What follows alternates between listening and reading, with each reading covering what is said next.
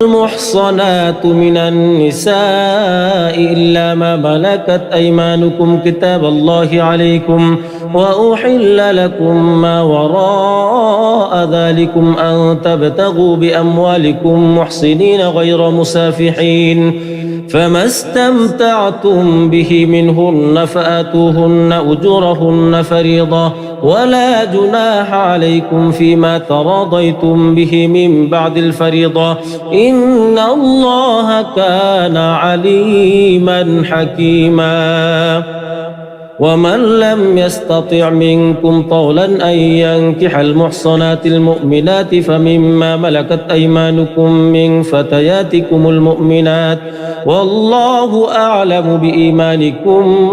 بعضكم من بعض فانكحوهن بإذن أهلهن وآتوهن أجورهن بالمعروف محصنات غير مسافحات ولا متخذات أخدان فإذا أحصن فإن أتين بفاحشة فعليهن نصف ما على المحصنات من العذاب ذلك لمن خشي العنة منكم وأن تصبروا خير لكم والله غفور رحيم يريد الله ليبين لكم ويهديكم سنن الذين من قبلكم ويتوب عليكم والله عليم حكيم والله يريد أن يتوب عليكم ويريد الذين يتبعون الشهوات أن تميلوا ميلا عظيما يريد الله أن يخفف عنكم وخلق الإنسان ضعيفا يا أيها الذين آمنوا لا تأكلوا أموالكم بينكم بالباطل إلا أن تكون تجارة عن تراض منكم ولا تقتلوا أنفسكم إن الله كان بكم رحيما ومن يفعل ذلك عدوانا وظلما فسوف نصليه نارا وكان ذلك على الله يسيرا إن تجتنبوا كبائر ما تنهون عنه نكفر عنكم سيئاتكم وندخلكم مدخلا كريما ولا تتمنوا ما فضل الله به بعضكم على بعض للرجال نصيب مما اكتسبوا وللنساء نصيب مما اكتسبن واسألوا الله من فضله إن الله كان بكل شيء عليما ولكل جعلنا موالي مما ترك الوالدان والأقربون والذين عقدت أيمانكم فآتوهم نصيبهم إن الله كان على كل شيء شهيدا الرجال قوامون على النساء بما فضل الله بعضهم على بعض وبما أنفقوا من أموالهم فالصالحات قانتات حافظات للغيب بما حفظ الله واللاتي تخافون نشوزهن فعظوهن واهجروهن في المضاجع واضربوهن فإن أطعنكم فلا تبغوا عليهن سبيلا إن الله كان عليا كبيرا وإن خفتم شقاق بينهما فابعثوا حكما من أهله وحكما من أهلها إن يريدا إصلاحا يوفق الله بينهما إن الله كان عليما خبيرا واعبدوا الله ولا تشركوا به شيئا وبالوالدين إحسانا وبذي القربى واليتامى والمساكين والجار ذي القربى والجار الجنب والصاحب بالجنب وابن السبيل وما ملكت أيمانكم إن الله لا يحب من كان مختالا فخورا الذين يبخلون ويأمرون الناس بالبخل ويكتمون ما آتاهم الله من فضله وأعتدنا للكافرين عذابا مهينا والذين ينفقون أموالهم رئاء الناس ولا يؤمنون بالله ولا باليوم الآخر ومن يكن الشيطان له قرينا فساء قرينا وماذا عليهم لو آمنوا بالله واليوم الآخر وأنفقوا مما رزقهم الله وكان الله بهم عليما إن الله لا يظلم مثقال ذرة وإن تك حسنة يضاعفها ويؤت من لدنه أجرا عظيما فكيف إذا جئنا من كل أمة بشهيد وجئنا بك على هؤلاء شهيدا يومئذ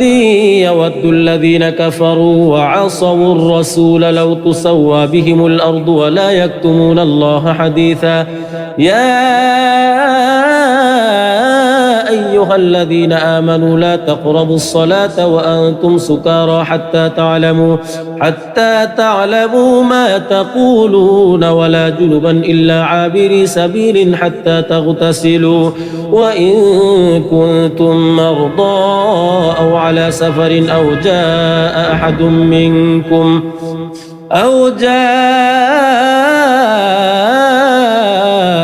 منكم من الغائط أو لامستم النساء فلم تجدوا ماء فتيمموا صعيدا طيبا فامسحوا بوجوهكم وأيديكم إن الله كان عفوا غفورا ألم تر إلى الذين أوتوا نصيبا من الكتاب يشترون الضلالة ويريدون أن تضلوا السبيل والله أعلم بأعدائكم وكفى بالله وليا وكفى بالله نصيرا من الذين هادوا يحرفون الكلم عن مواضعه ويقولون سمعنا وعصينا واسمع غير مسمع وراعنا ليا بألسنتهم وطعنا في الدين ولو أنهم قالوا سمعنا وأطعنا واسمع وانظرنا لكان خيرا لهم وأقوم ولكن لعنهم الله بكفرهم فلا يؤمنون إلا قليلا يا أيها الذين أوتوا الكتاب آمنوا بما نزلنا مصدقا لما معكم من قبل أن نطمس وجوها فنردها على أدبارها أو نلعنهم كما لعنا أصحاب السبت وكان أمر الله مفعولا إن الله لا يغفر أن يشرك به ويغفر ما دون ذلك لمن يشاء ومن يشرك بالله فقد افترى إثما عظيما ألم تر إلى الذين يزكون أنفسهم بل الله يزكي من يشاء ولا يظلمون فتيلا انظر كيف يفترون على الله الكذب وكفى به إثما مبينا ألم تر إلى الذين أوتوا نصيبا من الكتاب يؤمنون بالجبت والطاغوت ويقولون للذين كفروا هؤلاء أهدى من الذين آمنوا سبيلا أولئك الذين لعنهم الله ومن يلعن الله فلن تجد له نصيرا أم لهم نصيب من الملك فإذا لا يؤتون الناس نقيرا أم يحسدون الناس على ما آتاهم الله من فضله فقد آتينا آل إبراهيم الكتاب والحكمة وآتيناهم ملكا عظيما فمنهم من آمن به ومنهم من صد عنه وكفى بجهنم سعيرا إن الذين كفروا بآياتنا سوف نصليهم نارا كلما نضجت جلودهم بدلناهم جلودا غيرها ليذوقوا العذاب إن الله كان عزيزا حكيما والذين آمنوا وعملوا الصالحات سندخلهم جنات تجري من تحتها الأنهار خالدين فيها أبدا لهم فيها أزواج مطهرة وندخلهم ظلا ظليلا إن الله يأمركم أن تؤدوا الأمانات إلى أهلها وإذا حكمتم بين الناس أن تحكموا بالعدل إن الله نعم ما يعظكم به إن الله كان سميعا بصيرا يا أيها الذين آمنوا أطيعوا الله وأطيعوا الرسول وأولي الأمر منكم فإن تنازعتم في شيء فردوه إلى الله والرسول إن كنتم تؤمنون بالله واليوم الآخر ذلك خير وأحسن تأويلا ألم تر إلى الذين يزعمون أنهم آمنوا بما أنزل إليك وما أنزل من قبلك يريدون أن يتحاكموا إلى الطاغوت وقد أمروا أن يكفروا به ويريد الشيطان أن يضلهم ضلالا بعيدا وإذا قيل لهم تعالوا إلى ما أنزل الله وإلى الرسول رأيت المنافقين يصدون عنك صدودا فكيف إذا أصابتهم مصيبة بما قدمت أيديهم ثم جاءوك يحلفون بالله إن أردنا إلا إحسانا وتوفيقا أولئك الذين يعلم الله ما في قلوبهم فأعرض عنهم وعظهم وقل لهم في أنفسهم قولا بليغا وما أرسلنا من رسول إلا ليطاع بإذن الله ولو أنهم إذ ظلموا أنفسهم جاءوك فاستغفروا الله واستغفر لهم الرسول لوجدوا الله توابا رحيما فلا وربك لا يؤمنون حتى يحكموك فيما شجر بينهم ثم لا يجدوا في أنفسهم حرجا مما قضيت ويسلموا تسليما ولو أنا كتبنا عليهم أن اقتلوا أنفسكم أو اخرجوا من دياركم ما فعلوه إلا قليل منهم ولو أنهم فعلوا ما يوعظون به لكان خيرا لهم وأشد تثبيتا وإذا لآتيناهم من لدنا أجرا عظيما ولهديناهم صراطا مستقيما ومن يطع الله والرسول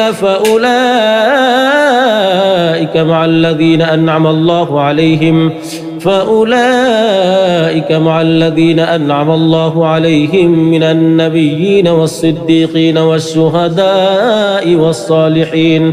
وحسن أولئك رفيقا ذلك الفضل من الله وكفى بالله عليما يا أيها الذين آمنوا خذوا حذركم فانفروا ثبات أو انفروا جميعا وإن منكم لمن ليبطئن فإن أصابتكم مصيبة قال قد أنعم الله علي إذ لم أكن معهم شهيدا ولئن أصابكم فضل من الله ليقولن كأن لم تكن بينكم وبينه مودة يا ليتني كنت معهم فأفوز فوزا عظيما فليقاتل في سبيل الله الذين يشرون الحياة الدنيا بالآخرة ومن يقاتل في سبيل الله فيقتل أو يغلب فسوف نؤتيه أجرا عظيما وما لكم لا تقاتلون في سبيل الله والمستضعفين من الرجال والنساء والبلدان الذين يقولون ربنا أخرجنا من هذه القرية الظالم أهلها واجعل لنا من لدنك وليا واجعل لنا من لدنك نصيرا الذين آمنوا يقاتلون في سبيل الله والذين كفروا يقاتلون في سبيل الطاغوت فقاتلوا أولياء الشيطان إن كيد الشيطان كان ضعيفا ألم تر إلى الذين قيل لهم كفوا أيديكم وأقيموا الصلاة وآتوا الزكاة فلما كتب عليهم القتال إذا فريق منهم يخشون الناس كخشية الله أو أشد خشية وقالوا ربنا لما كتبت علينا القتال لولا أخرتنا إلى أجل قريب قل متاع الدنيا قليل والآخرة خير لمن اتقى ولا تظلمون فتيلا أينما تكونوا يدرككم الموت ولو كنتم في بروج مشيدة وإن تصبهم حسنة يقولوا هذه من عند الله وإن تصبهم سيئة يقولوا هذه من عندك قل كل من عند الله فما لهؤلاء القوم لا يكادون يفقهون حديثا ما أصابك من حسنة فمن الله وما أصابك من سيئة فمن نفسك وأرسلناك للناس رسولا وكفى بالله شهيدا من يطع الرسول فقد أطاع الله ومن تولى فما أرسلناك عليهم حفيظا ويقولون طاعة فإذا برزوا من عندك بيت طائفة منهم غير الذي تقول والله يكتب ما يبيتون فأعرض عنهم وتوكل على الله وكفى بالله وكيلا أفلا يتدبرون القرآن ولو كان من عند غير الله لوجدوا فيه اختلافا كثيرا وإذا جاءهم أمر من الأمن أو الخوف أذاعوا به ولو ردوه إلى الرسول وإلى أولي الأمر منهم لعلمه الذين يستنبطونه منهم ولولا فضل الله عليكم ورحمته لاتبعتم الشيطان إلا قليلا فقاتل في سبيل الله لا تكلف إلا نفسك وحرض المؤمنين عسى الله أن يكف بأس الذين كفروا والله أشد بأسا وأشد تنكيلا من يشفع شفاعة حسنة يكن له نصيب منها ومن يشفع شفاعة سيئة يكن له منها وكان الله على كل شيء مقيتا وإذا حييتم بتحية فحيوا بأحسن منها أو ردوها إن الله كان على كل شيء حسيبا الله لا إله إلا هو ليجمعنكم إلى يوم القيامة لا ريب فيه ومن أصدق من الله حديثا فما لكم في المنافقين فئتين والله أركسهم بما كسبوا أتريدون أن تهتدوا من أضل الله ومن يضلل الله فلن تجد له سبيلا ودوا لو تكفرون كما كفروا فتكونون سواء فلا تتخذوا منهم أولياء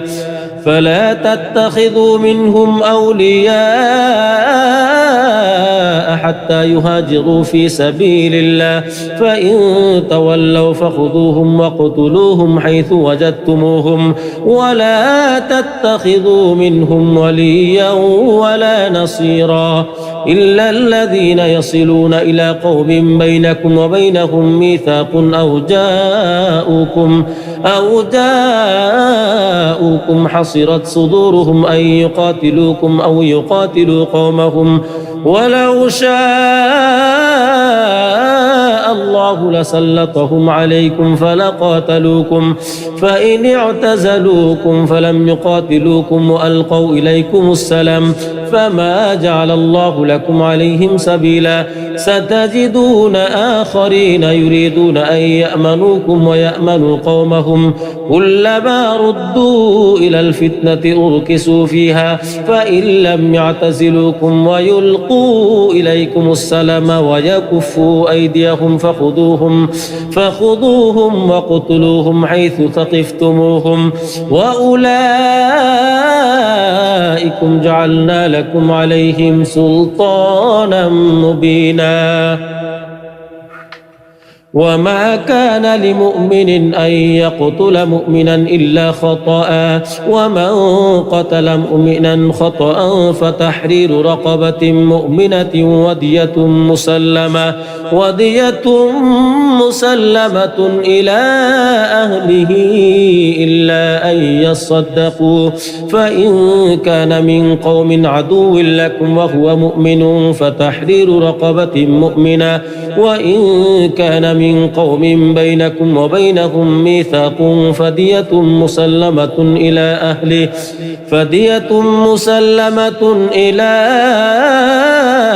أهله وتحرير رقبة مؤمنة فمن لم يجد فصيام شهرين متتابعين توبة من الله وكان الله عليما حكيما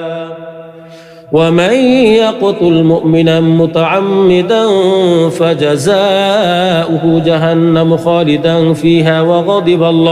وغضب الله عليه ولعنه وأعد له عذابا عظيما يا أيها الذين آمنوا إذا ضربتم في سبيل الله فتبينوا ولا تقولوا لمن ألقى إليكم السلام لست مؤمنا تبتغون عرض الحياة الدنيا فعند الله مغانم كثيرة كذلك كنتم من قبل فمن الله عليكم فتبينوا إن الله كان بما تعملون خبيرا لا يستوي القاعدون من المؤمنين غير أولي الضرر والمجاهدون في سبيل الله بأموالهم وأنفسهم فضل الله المجاهدين بأموالهم وأنفسهم على القاعدين درجة وكلا وعد الله الحسنى وفضل الله المجاهدين على القاعدين أجرا عظيما درجات منه ومغفرة ورحمة وكان الله غفورا رحيما إن الذين توفاهم الملائكة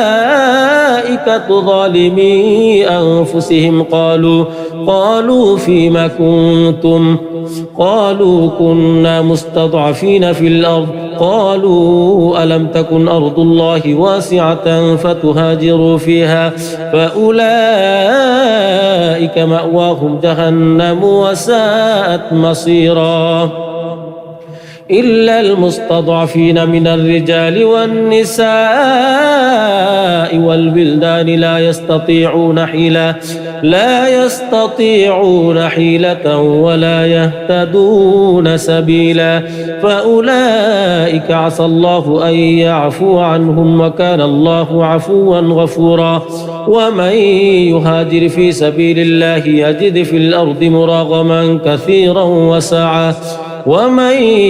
يخرج من بيته مهاجرا إلى الله ورسوله ثم يدركه الموت فقد وقع أجره على الله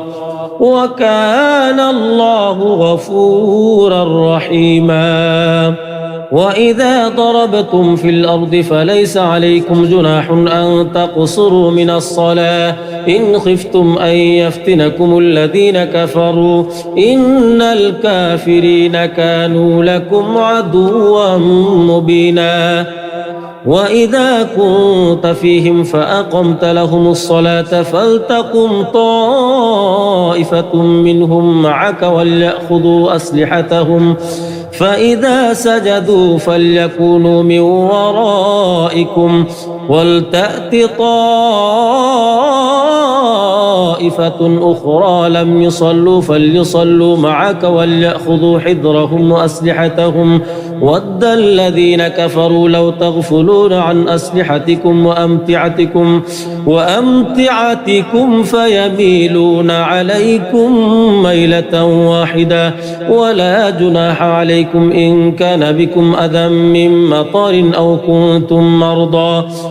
كنتم مرضى أن تضعوا أسلحتكم وخذوا حذركم إن الله أعد للكافرين عذابا مهينا. فإذا قضيتم الصلاة فاذكروا الله قياما وقعودا وعلى جنوبكم فإذا اطمأننتم فأقيموا الصلاة إن الصلاة كانت على المؤمنين كتابا موقوتا. ولا تهنوا في ابتغاء القوم إن تكونوا تألمون فإنهم يألمون كما تألمون وترجون من الله ما لا يرجون وكان الله عليما حكيما. إنا أنزلنا إليك الكتاب بالحق لتحكم بين الناس بما أراك الله ولا تكن للخائنين خصيما واستغفر الله إن الله كان غفورا رحيما. ولا تجادل عن الذين يختانون أنفسهم إن الله لا يحب من كان خوانا أثيما. يستخفون من الناس ولا يستخفون من الله وهو معهم إذ يبيتون ما لا يرضى من القول وكان الله بما يعملون محيطا. ها أنتم هؤلاء جادلتم في الحياة الدنيا فمن يجادل الله عنهم يوم القيامة أم من يكون عليهم وكيلا. ومن يعمل سوءا أو يظلم نفسه ثم يستغفر الله يجد الله غفورا رحيما. ومن يكسب إثما فإنما يكسبه على نفسه وكان الله عليما حكيما. ومن يكسب خطيئة أو إثما ثم يرم به بريئا فقد احتمل بهتانا وإثما مبينا. ولولا فضل الله عليك ورحمته لهم طائفة منهم أن يضلوك وما يضلون إلا أنفسهم وما يضرونك من شيء وأنزل الله عليك الكتاب والحكمة وعلمك ما لم تكن تعلم وكان فضل الله عليك عظيما. لا خير في كثير من نجواهم إلا من أمر بصدقة أو معروف أو إصلاح بين الناس ومن يفعل ذلك ابتغاء مرضات الله فسوف نؤتيه أجرا عظيما. ومن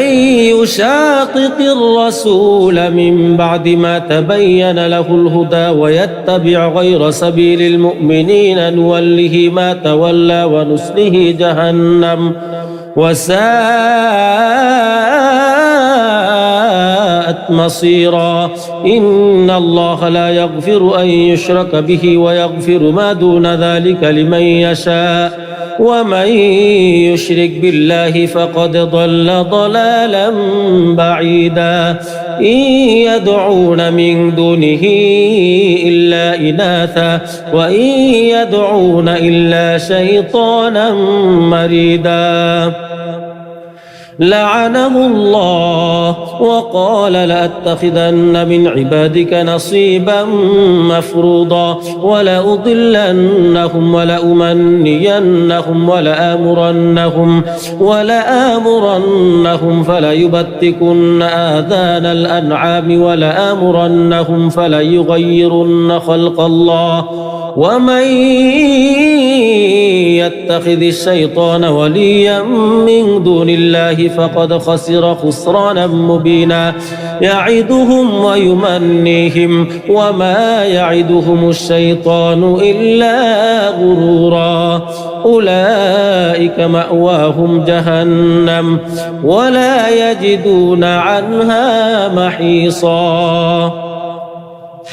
والذين آمنوا وعملوا الصالحات سندخلهم جنات تجري من تحتها الأنهار خالدين فيها أبدا وعد الله حقا ومن أصدق من الله قيلا. ليس بأمانيكم ولا أماني أهل الكتاب من يعمل سوءا يجز به ولا يجد له من دون الله وليا ولا نصيرا. ومن يعمل من الصالحات من ذكر أو أنثى وهو مؤمن فأولئك يدخلون الجنة ولا يظلمون نقيرا. ومن أحسن دينا ممن أسلم وجهه لله وهو محسن واتبع ملة إبراهيم حنيفا واتخذ الله إبراهيم خليلا. ولله ما في السماوات وما في الأرض وكان الله بكل شيء محيطا. ويستفتونك في النساء قل الله يفتيكم فيهن وما يتلى عليكم في الكتاب في يتامى النساء اللاتي لا تؤتونهن ما كتب لهن وترغبون أن تنكحوهن والمستضعفين من الولدان وأن تقوموا لليتامى بالقسط وما تفعلوا من خير فإن الله كان به عليما. وإن امرأة خافت من بعلها نشوزا أو إعراضا فلا جناح عليهما أن يصلحا بينهما صلحا والصلح خير. وأحضرت الأنفس الشح وإن تحسنوا وتتقوا فإن الله كان بما تعملون خبيرا. ولن تستطيعوا أن تعدلوا بين النساء ولو حرصتم فلا تميلوا كل الميل فتذروها كالمعلقة. وإن تصلحوا وتتقوا فإن الله كان غفورا رحيما. وإن يتفرقا يغني الله كلا من سعته وكان الله واسعا حكيما. ولله ما في السماوات وما في الأرض ولقد وصينا الذين أوتوا الكتاب من قبلكم وإياكم أن اتقوا الله وإن تكفروا فإن لله ما في السماوات وما في الأرض وكان الله غنيا حميدا. ولله ما في السماوات وما في الأرض وكفى بالله وكيلا. إن يشأ يذهبكم أيها الناس ويأتي بآخرين وكان الله على ذلك قديرا. من كان يريد ثواب الدنيا فعند الله ثواب الدنيا والآخرة وكان الله سميعا بصيرا. يا أيها الذين آمنوا كونوا قوامين بالقسط شهداء لله ولو على أنفسكم أو الوالدين والأقربين إن يكن غنيا أو فقيرا فالله أولى بهما فلا تتبعوا الهوى أن تعدلوا وإن تلووا أو تعرضوا فإن الله كان بما تعملون خبيرا يا أيها الذين آمنوا بالله ورسوله والكتاب الذي نزل على رسوله والكتاب الذي أنزل من قبل ومن يكفر بالله وملائكته وكتبه ورسله واليوم الآخر فقد ضل ضلالا بعيدا إن الذين آمنوا ثم كفروا ثم آمنوا ثم كفروا ثم ازدادوا كفرا لم يكن الله ليغفر لهم ولا ليهديهم سبيلا بشر المنافقين بأن لهم عذابا أليما الذين يتخذون الكافرين أولياء من دون المؤمنين أيبتغون عندهم العزة فإن العزة لله جميعا وقد نزل عليكم في الكتاب أن إذا سمعتم آيات الله يكفر بها ويستهزأ بها فلا تقعدوا معهم حتى يخوضوا في حديث غيره إنكم إذا مثلهم إن الله جامع المنافقين والكافرين في جهنم جميعا الذين يتربصون بكم فإن كان لكم فتح من الله قالوا ألم نكن معكم وإن كان للكافرين نصيب قالوا ألم نستحوذ عليكم ونمنعكم من المؤمنين فالله يحكم بينكم يوم القيامة ولن يجعل الله للكافرين على المؤمنين سبيلا إن المنافقين يخادعون الله وهو خادعهم وإذا قاموا إلى الصلاة قاموا كسالى يراءون الناس ولا يذكرون الله إلا قليلا مذبذبين بين ذلك لا إله هؤلاء ولا إله هؤلاء ومن يضلل الله فلن تجد له سبيلا يا أيها الذين آمنوا لا تتخذوا الكافرين أولياء من دون المؤمنين أتريدون أن تجعلوا لله عليكم سلطانا مبينا إن المنافقين في الدرك الأسفل من النار ولن تجد لهم نصيرا والمحصنات من النساء إلا ما ملكت أيمانكم كتاب الله عليكم وأحل لكم ما وراء ذلكم أن تبتغوا بأموالكم محصنين غير مسافحين فما استمتعتم به منهن فآتوهن أجورهن فريضة ولا جناح عليكم فيما تراضيتم به من بعد الفريضة إن الله كان عليما حكيما ومن لم يستطع منكم طولا أن ينكح المحصنات المؤمنات فمما ملكت أيمانكم من فتياتكم المؤمنات والله أعلم بإيمانكم بعضكم من بعض فانكحوهن بإذن أهلهن وآتوهن أجورهن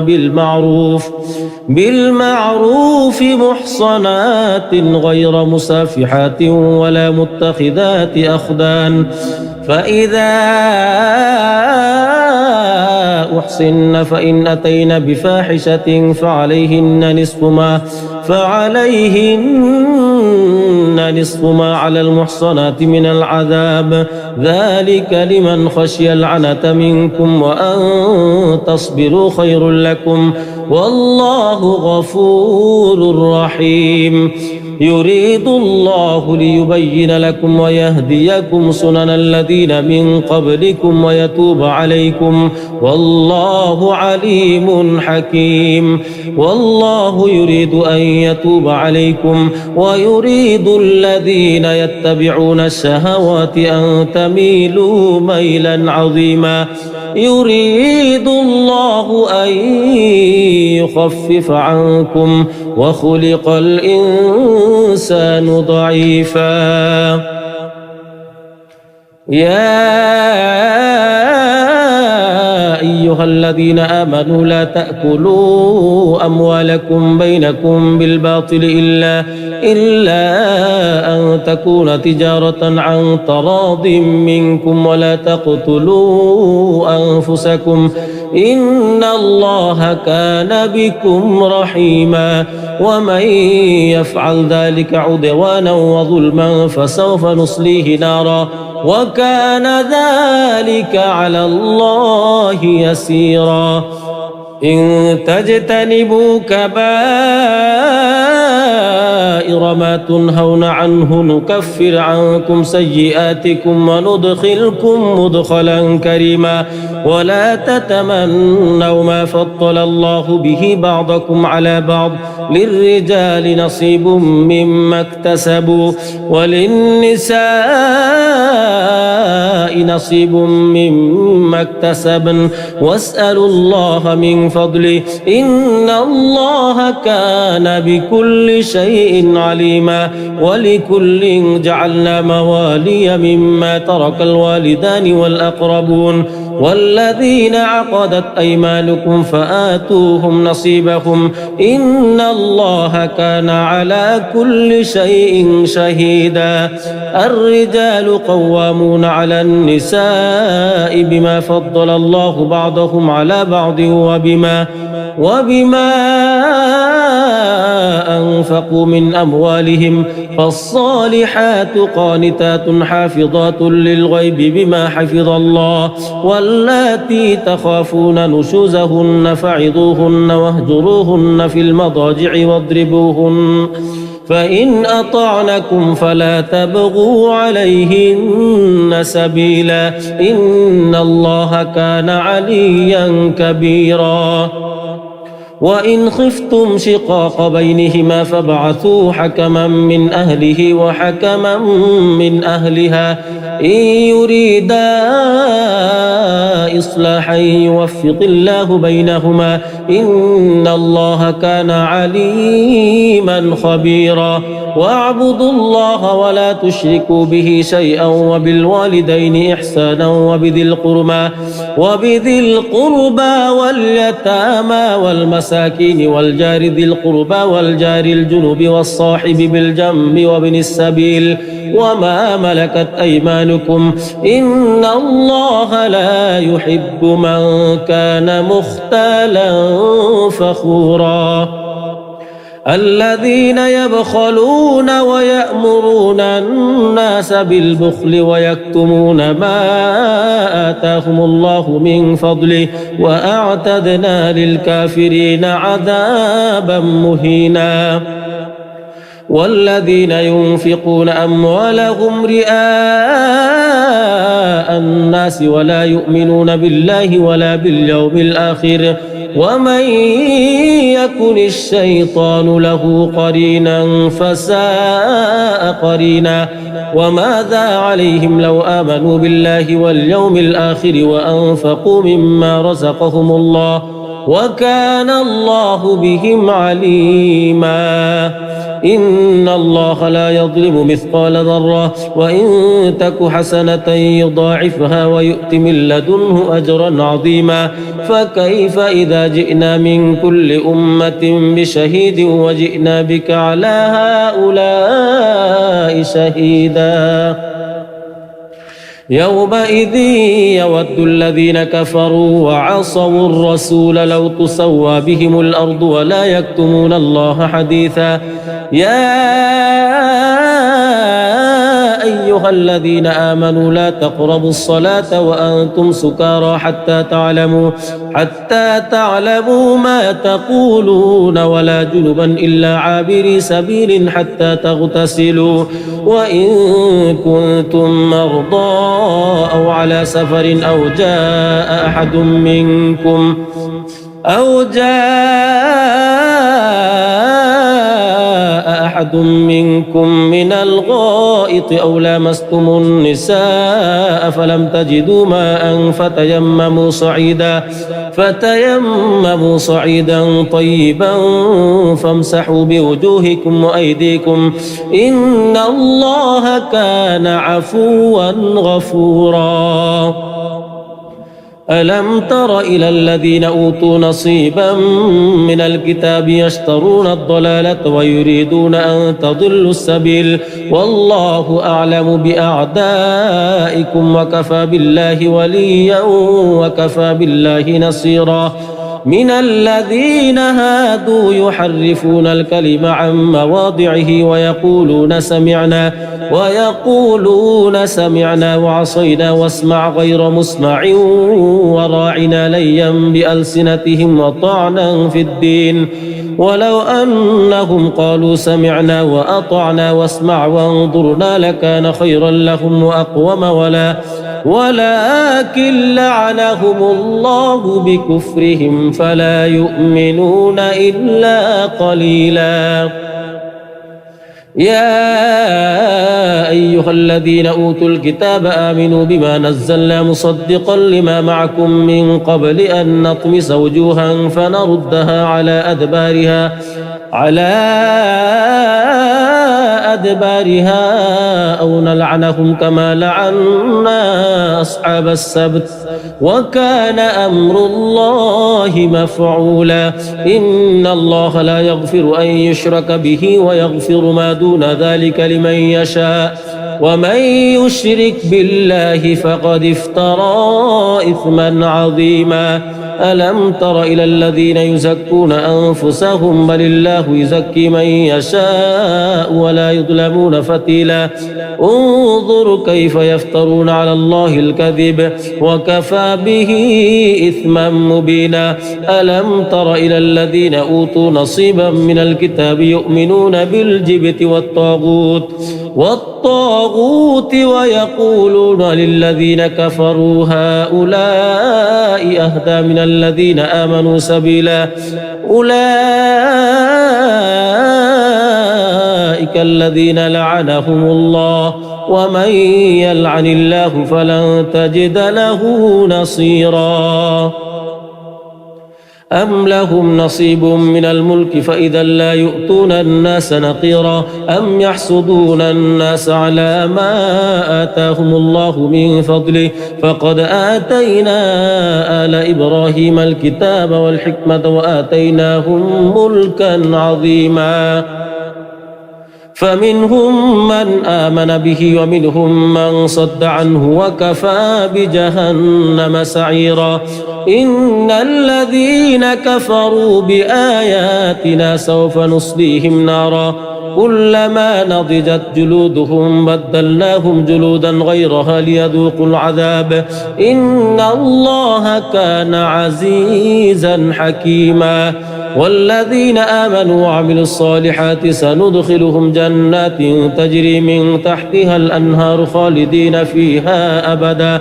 لهم فيها أزواج مطهرة وندخلهم ظلا ظليلا. إن الله يأمركم أن تؤدوا الأمانات إلى أهلها وإذا حكمتم بين الناس أن تحكموا بالعدل إن الله نعم ما يعظكم به إن الله كان سميعا بصيرا. يا أيها الذين آمنوا أطيعوا الله وأطيعوا الرسول وأولي الأمر منكم فإن تنازعتم في شيء فردوه إلى الله والرسول إن كنتم تؤمنون بالله واليوم الآخر ذلك خير وأحسن تأويلا. ألم تر إلى الذين يزعمون أنهم آمنوا بما أنزل إليك وما أنزل من قبلك يريدون أن يتحاكموا إلى الطاغوت وقد أمروا أن يكفروا به ويريد الشيطان أن يضلهم ضلالا بعيدا. وإذا قيل لهم تعالوا إلى ما أنزل الله وإلى الرسول رأيت المنافقين يصدون عنك صدودا. فكيف إذا أصابتهم مصيبة بما قدمت أيديهم ثم جاءوك يحلفون بالله إن أردنا إلا إحسانا وتوفيقا أولئك الذين يعلم الله ما في قلوبهم فأعرض عنهم وعظهم وقل لهم في أنفسهم قولا بليغا. وما أرسلنا من رسول إلا ليطاع بإذن الله ولو أنهم إذ ظلموا أنفسهم جاءوك فاستغفروا الله واستغفر لهم الرسول لوجدوا الله توابا رحيما. فلا وربك لا يؤمنون حتى يحكموك فيما شجر بينهم ثم لا يجدوا في أنفسهم حرجا مما قضيت ويسلموا تسليما. ولو أنا كتبنا عليهم أن اقتلوا أنفسكم أو اخرجوا من دياركم ما فعلوه إلا قليل منهم ولو أنهم فعلوا ما يوعظون به لكان خيرا لهم وأشد تثبيتا. وإذا لآتيناهم من لدنا أجرا عظيما ولهديناهم صراطا مستقيما. ومن يطع الله والرسول فأولئك مع الذين أنعم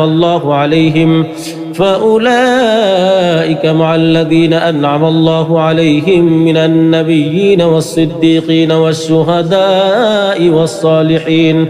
وحسن أولئك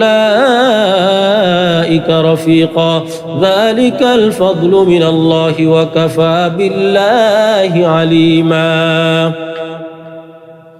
يا أيها الذين آمنوا خذوا حذركم فانفروا ثبات أو انفروا جميعا وإن منكم لمن ليبطئن فإن أصابتكم مصيبة قال قد أنعم الله علي إذ لم أكن معهم شهيدا ولئن أصابكم فضل من الله ليقولن كأن لم تكن بينكم وبينه مودة يا ليتني كنت معهم فأفوز فوزا عظيما. فليقاتل في سبيل الله الذين يشرون الحياة الدنيا بالآخرة ومن يقاتل في سبيل الله فيقتل أو يغلب فسوف نؤتيه أجرا عظيما. وما لكم لا تقاتلون في سبيل الله والمستضعفين من الرجال والنساء والبلدان الذين يقولون ربنا أخرجنا من هذه القرية الظالم أهلها واجعل لنا من لدنك وليا واجعل لنا من لدنك نصيرا. الذين آمنوا يقاتلون في سبيل الله والذين كفروا يقاتلون في سبيل الطاغوت فقاتلوا أولياء الشيطان إن كيد الشيطان كان ضعيفا. ألم تر إلى الذين قيل لهم كفوا أيديكم وأقيموا الصلاة وآتوا الزكاة فلما كتب عليهم القتال إذا فريق منهم يخشون الناس كخشية الله أو أشد خشية وقالوا ربنا لما كتبت علينا القتال لولا أخرتنا إلى أجل قريب قل متاع الدنيا قليل والآخرة خير لمن اتقى ولا تظلمون فتيلا أينما تكونوا يدرككم الموت ولو كنتم في بروج مشيدة وإن تصبهم حسنة يقولوا هذه من عند الله وإن تصبهم سيئة يقولوا هذه من عندك قل كل من عند الله فما لهؤلاء القوم لا يكادون يفقهون حديثا ما أصابك من حسنة فمن الله وما أصابك من سيئة فمن نفسك وأرسلناك للناس رسولا وكفى بالله شهيدا من يطع الرسول فقد أطاع الله ومن تولى فما أرسلناك عليهم حفيظا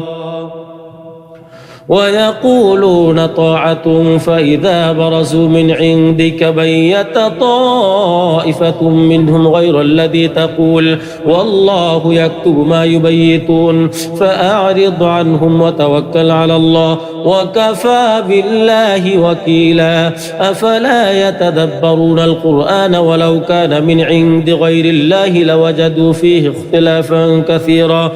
وإذا جاءهم أمر من الأمن أو الخوف أذاعوا به ولو ردوه إلى الرسول وإلى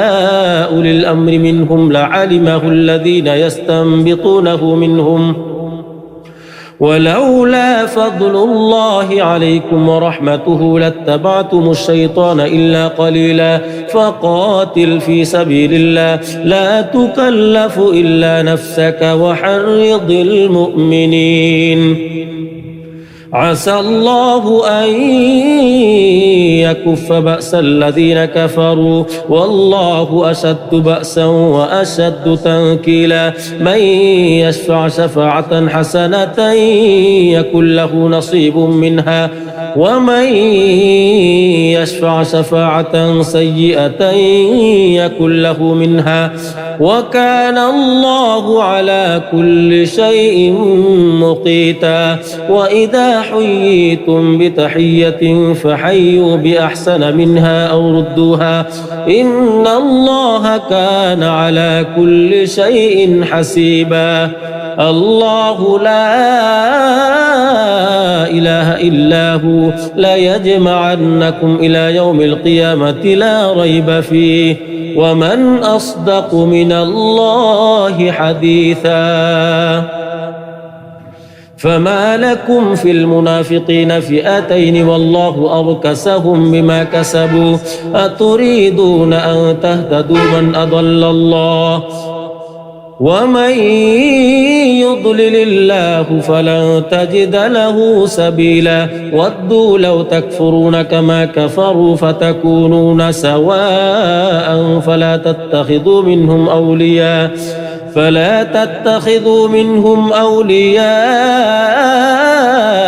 حتى يهاجروا في سبيل الله فإن تولوا فخذوهم وقتلوهم حيث وجدتموهم ولا تتخذوا منهم وليا ولا نصيرا إلا الذين يصلون إلى قوم بينكم وبينهم ميثاق أو جاءوكم حصرت صدورهم أن يقاتلوكم أو يقاتلوا قومهم ولو شاء الله لسلطهم عليكم فلقاتلوكم فإن اعتزلوكم فلم يقاتلوكم وألقوا إليكم السلام فما جعل الله لكم عليهم سبيلا ستجدون آخرين يريدون أن يأمنوكم ويأمنوا قومهم كلما ردوا إلى الفتنة أركسوا فيها فإن لم يعتزلوكم ويلقوا إليكم السلام ويكفوا أيديهم فخذوهم وقتلوهم حيث ثقفتموهم وأولئكم جعلنا لكم عليهم سلطانا مبينا وما كان لمؤمن أن يقتل مؤمنا إلا خطأ ومن قتل مؤمنا خطأ فتحرير رقبة مؤمنة ودية مسلمة إلى أهله إلا أن يصدقوا فإن كان من قوم عدو لكم وهو مؤمن فتحرير رقبة مؤمنة وإن كان من قوم بينكم وبينهم ميثاق فدية مسلمة إلى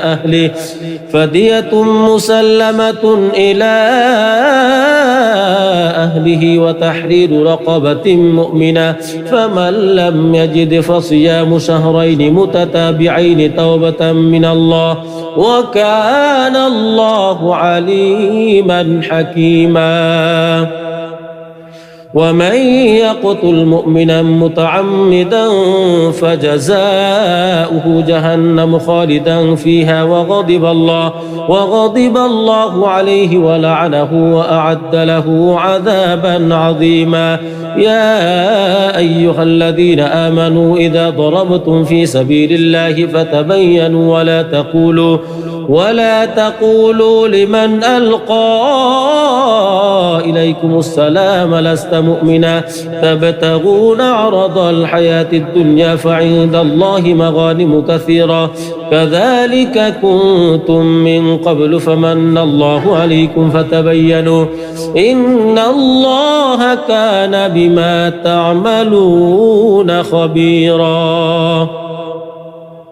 لا يستوي القاعدون من المؤمنين غير أولي الضرر والمجاهدون في سبيل الله بأموالهم وأنفسهم فضل الله المجاهدين بأموالهم وأنفسهم على القاعدين درجة وكلا وعد الله الحسنى وفضل الله المجاهدين على القاعدين أجرا عظيما درجات منه ومغفرة ورحمة وكان الله غفورا رحيما إن الذين توفاهم الملائكة ظالمي أنفسهم قالوا فيما كنتم قالوا كنا مستضعفين في الأرض قالوا ألم تكن أرض الله واسعة فتهاجروا فيها فأولئك مأواهم جهنم وساءت مصيرا إلا المستضعفين من الرجال والنساء والبلدان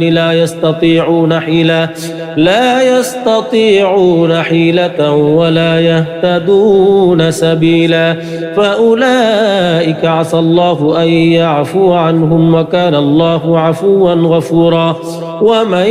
يهاجر في سبيل الله يجد في الأرض مراغما كثيرا وسعة ومن يخرج من بيته مهاجرا إلى الله ورسوله ثم يدركه الموت فقد وقع أجره على الله وكان الله غفورا رحيما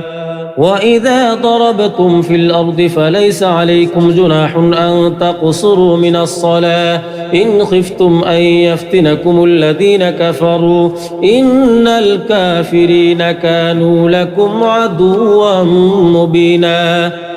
وإذا كنت فيهم فأقمت لهم الصلاة فلتقم طائفة منهم معك وليأخذوا أسلحتهم فإذا سجدوا فليكونوا من ورائكم ولتأت طائفة أخرى لم يصلوا فليصلوا معك وليأخذوا حذرهم وأسلحتهم ود الذين كفروا لو تغفلون عن أسلحتكم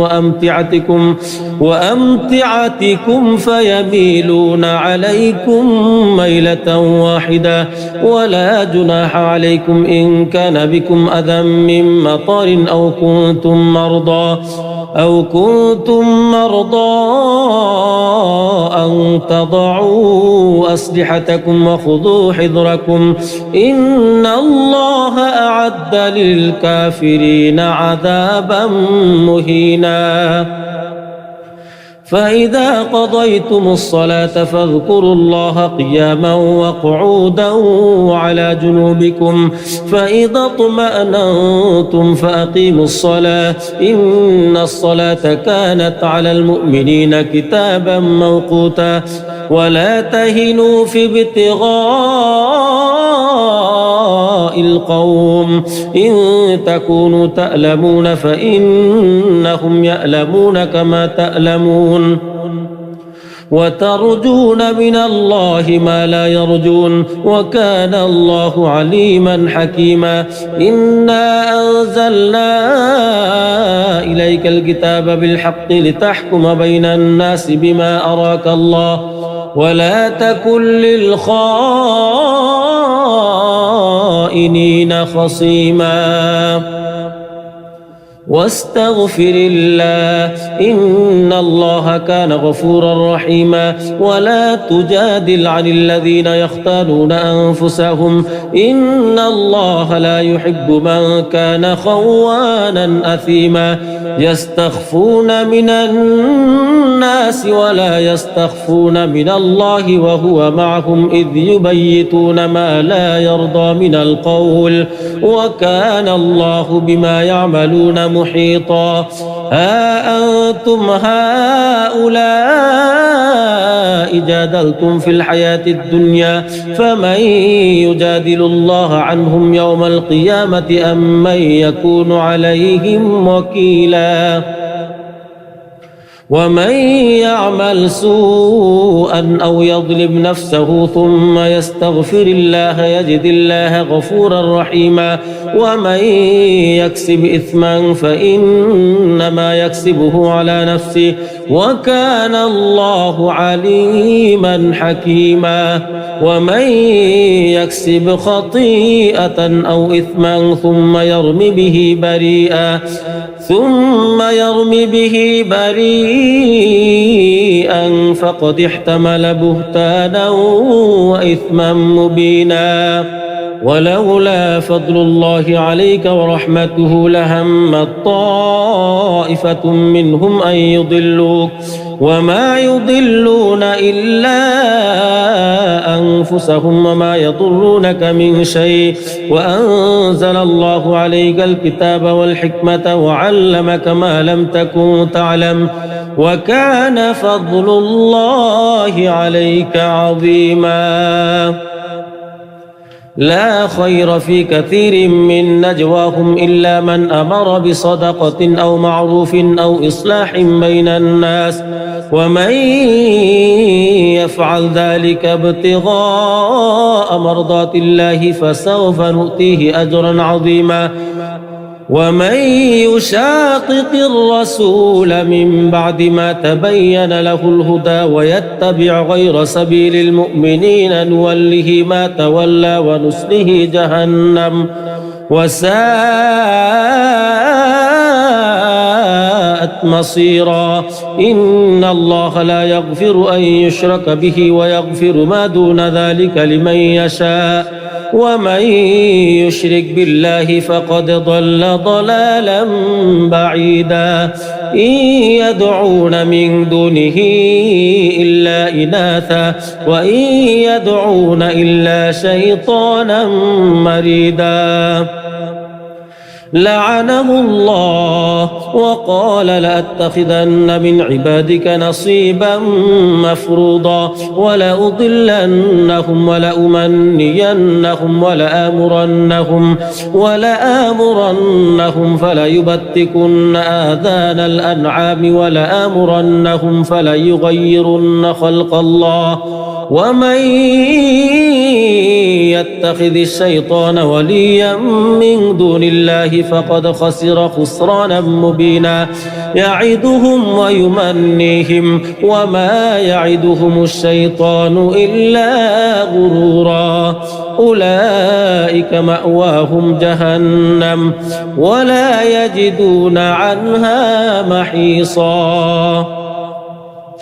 والذين آمنوا وعملوا الصالحات سندخلهم جنات تجري من تحتها الأنهار خالدين فيها أبدا وعد الله حقا ومن أصدق من الله قيلا ليس بأمانيكم ولا أماني أهل الكتاب من يعمل سوءا يجز به ولا يجد له من دون الله وليا ولا نصيرا ومن يعمل من الصالحات من ذكر أو أنثى وهو مؤمن فأولئك يدخلون الجنة ولا يظلمون نقيرا ومن أحسن دينا ممن أسلم وجهه لله وهو محسن واتبع ملة إبراهيم حنيفا واتخذ الله إبراهيم خليلا ولله ما في السماوات وما في الأرض وكان الله بكل شيء محيطا ويستفتونك في النساء قل الله يفتيكم فيهن وما يتلى عليكم في الكتاب في يتامى النساء اللاتي لا تؤتونهن ما كتب لهن وترغبون أن تنكحوهن والمستضعفين من الولدان وأن تقوموا لليتامى بالقسط وما تفعلوا من خير فإن الله كان به عليما وإن امرأة خافت من بعلها نشوزا أو إعراضا فلا جناح عليهما أن يصلحا بينهما صلحا والصلح خير وأحضرت الأنفس الشح وإن تحسنوا وتتقوا فإن الله كان بما تعملون خبيرا ولن تستطيعوا أن تعدلوا بين النساء ولو حرصتم فلا تميلوا كل الميل فتذروها كالمعلقة وإن تصلحوا وتتقوا فإن الله كان غفورا رحيما وإن يتفرقا يغني الله كلا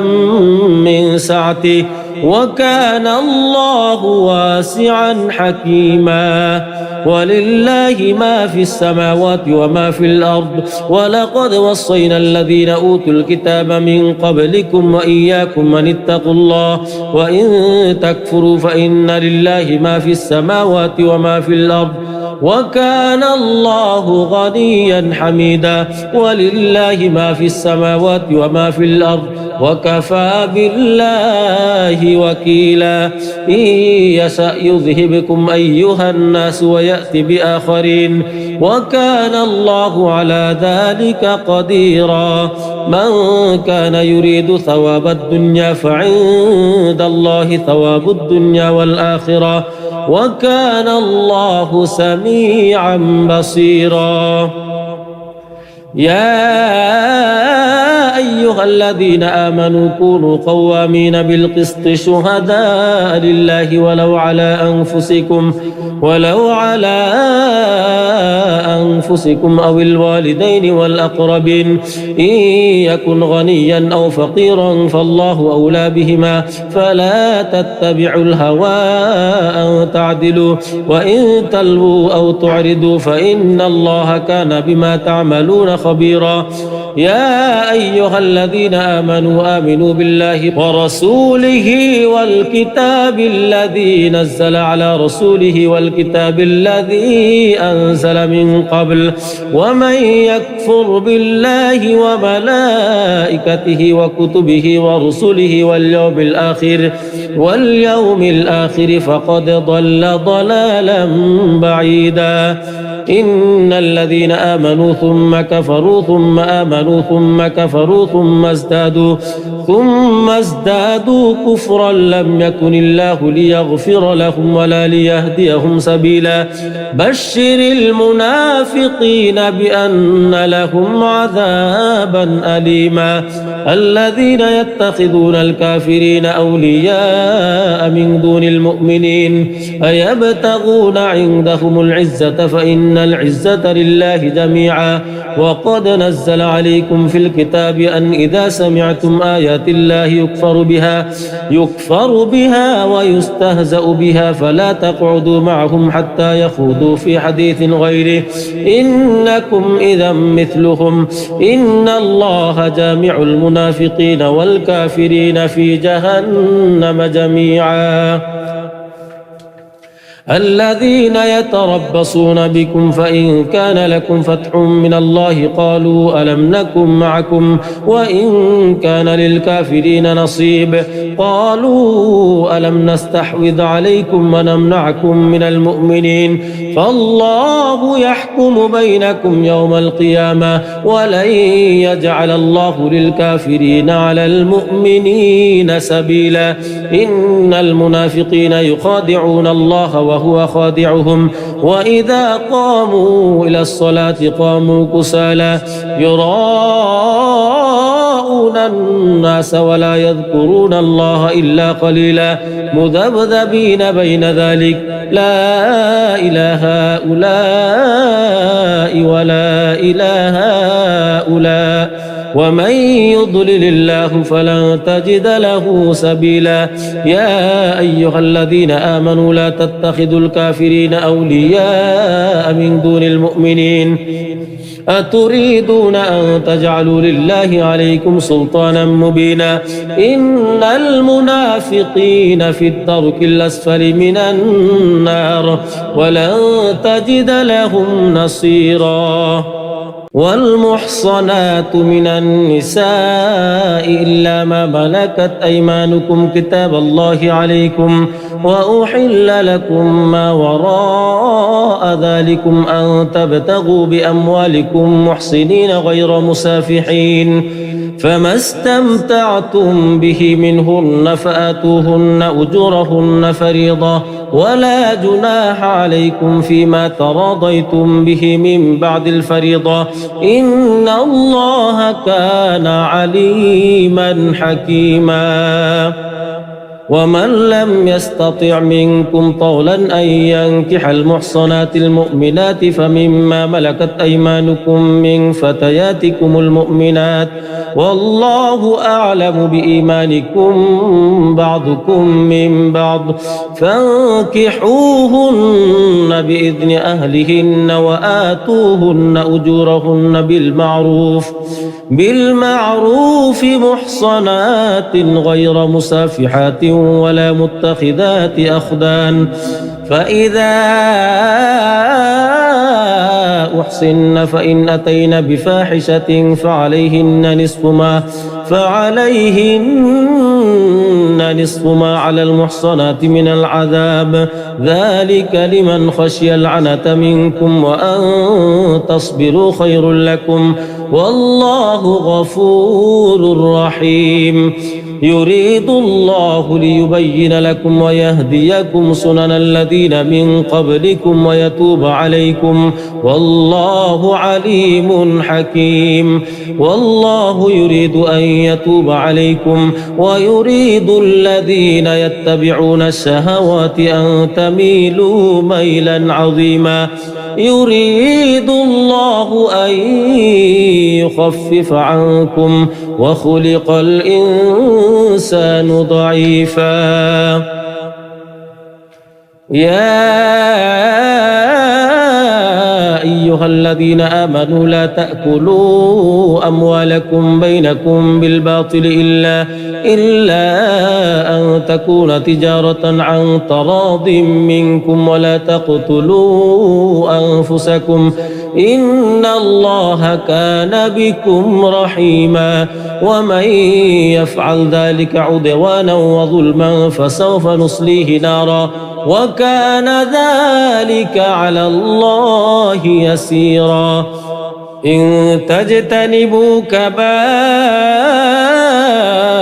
ما تنهون عنه نكفر عنكم سيئاتكم وندخلكم مدخلا كريما ولا تتمنوا ما فضل الله به بعضكم على بعض للرجال نصيب مما اكتسبوا وللنساء نصيب مما اكتسبن واسألوا الله من فضله إن الله كان بكل شيء عليما ولكل جعلنا موالي مما ترك الوالدان والأقربون والذين عقدت أيمانكم فآتوهم نصيبهم إن الله كان على كل شيء شهيدا الرجال قوامون على النساء بما فضل الله بعضهم على بعض وبما أنفقوا من أموالهم فالصالحات قانتات حافظات للغيب بما حفظ الله واللاتي تخافون نشوزهن فعظوهن واهجروهن في المضاجع واضربوهن فإن أطعنكم فلا تبغوا عليهن سبيلا إن الله كان عليا كبيرا وإن خفتم شقاق بينهما فابعثوا حكما من أهله وحكما من أهلها إن يريدا إصلاحا يوفق الله بينهما إن الله كان عليما خبيرا واعبدوا الله ولا تشركوا به شيئا وبالوالدين إحسانا وبذي القربى واليتامى والمساكين والجار ذي القربى والجار الجنب والصاحب بالجنب وابن السبيل وما ملكت أيمانكم إن الله لا يحب من كان مختالا فخورا الذين يبخلون ويأمرون الناس بالبخل ويكتمون ما آتاهم الله من فضله وأعتدنا للكافرين عذابا مهينا والذين ينفقون أموالهم رئاء الناس ولا يؤمنون بالله ولا باليوم الآخر ومن يكن الشيطان له قرينا فساء قرينا وماذا عليهم لو آمنوا بالله واليوم الآخر وأنفقوا مما رزقهم الله وكان الله بهم عليما إن الله لا يظلم مثقال ذرة وإن تك حسنة يضاعفها ويؤت من لدنه أجرا عظيما فكيف إذا جئنا من كل أمة بشهيد وجئنا بك على هؤلاء شهيدا يومئذ يود الذين كفروا وعصوا الرسول لو تسوى بهم الأرض ولا يكتمون الله حديثا يا أيها الذين آمنوا لا تقربوا الصلاة وأنتم سكارى حتى تعلموا ما تقولون ولا جنبا إلا عابري سبيل حتى تغتسلوا وإن كنتم مرضى أو على سفر أو جاء أحد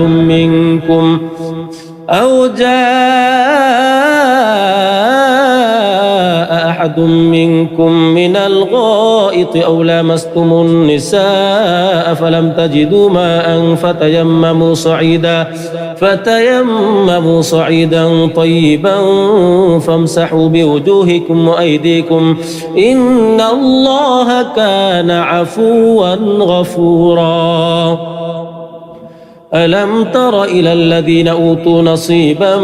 من الكتاب يشترون الضلالة ويريدون أن تضلوا السبيل والله أعلم بأعدائكم وكفى بالله وليا وكفى بالله نصيرا من الذين هادوا يحرفون الكلم عن مواضعه ويقولون سمعنا وعصينا واسمع غير مسمع وراعنا ليا بألسنتهم وطعنا في الدين ولو أنهم قالوا سمعنا وأطعنا واسمع وانظرنا لكان خيرا لهم وأقوم ولكن لعنهم الله بكفرهم فلا يؤمنون إلا قليلا. يا أيها الذين أوتوا الكتاب آمنوا بما نزلنا مصدقا لما معكم من قبل أن نطمس وجوها فنردها على أدبارها أو نلعنهم كما لعنا أصحاب السبت وكان أمر الله مفعولا. إن الله لا يغفر أن يشرك به ويغفر ما دون ذلك لمن يشاء ومن يشرك بالله فقد افترى إثما عظيما. ألم تر إلى الذين يزكون أنفسهم بل الله يزكي من يشاء ولا يظلمون فتيلا. انظر كيف يفترون على الله الكذب وكفى به إثما مبينا. ألم تر إلى الذين أوتوا نصيبا من الكتاب يؤمنون بالجبت والطاغوت ويقولون للذين كفروا هؤلاء أهدى من الذين آمنوا سبيلا. أولئك الذين لعنهم الله ومن يلعن الله فلن تجد له نصيرا. أم لهم نصيب من الملك فإذا لا يؤتون الناس نقيرا أم يحسدون الناس على ما آتاهم الله من فضله فقد آتينا آل إبراهيم الكتاب والحكمة وآتيناهم ملكا عظيما.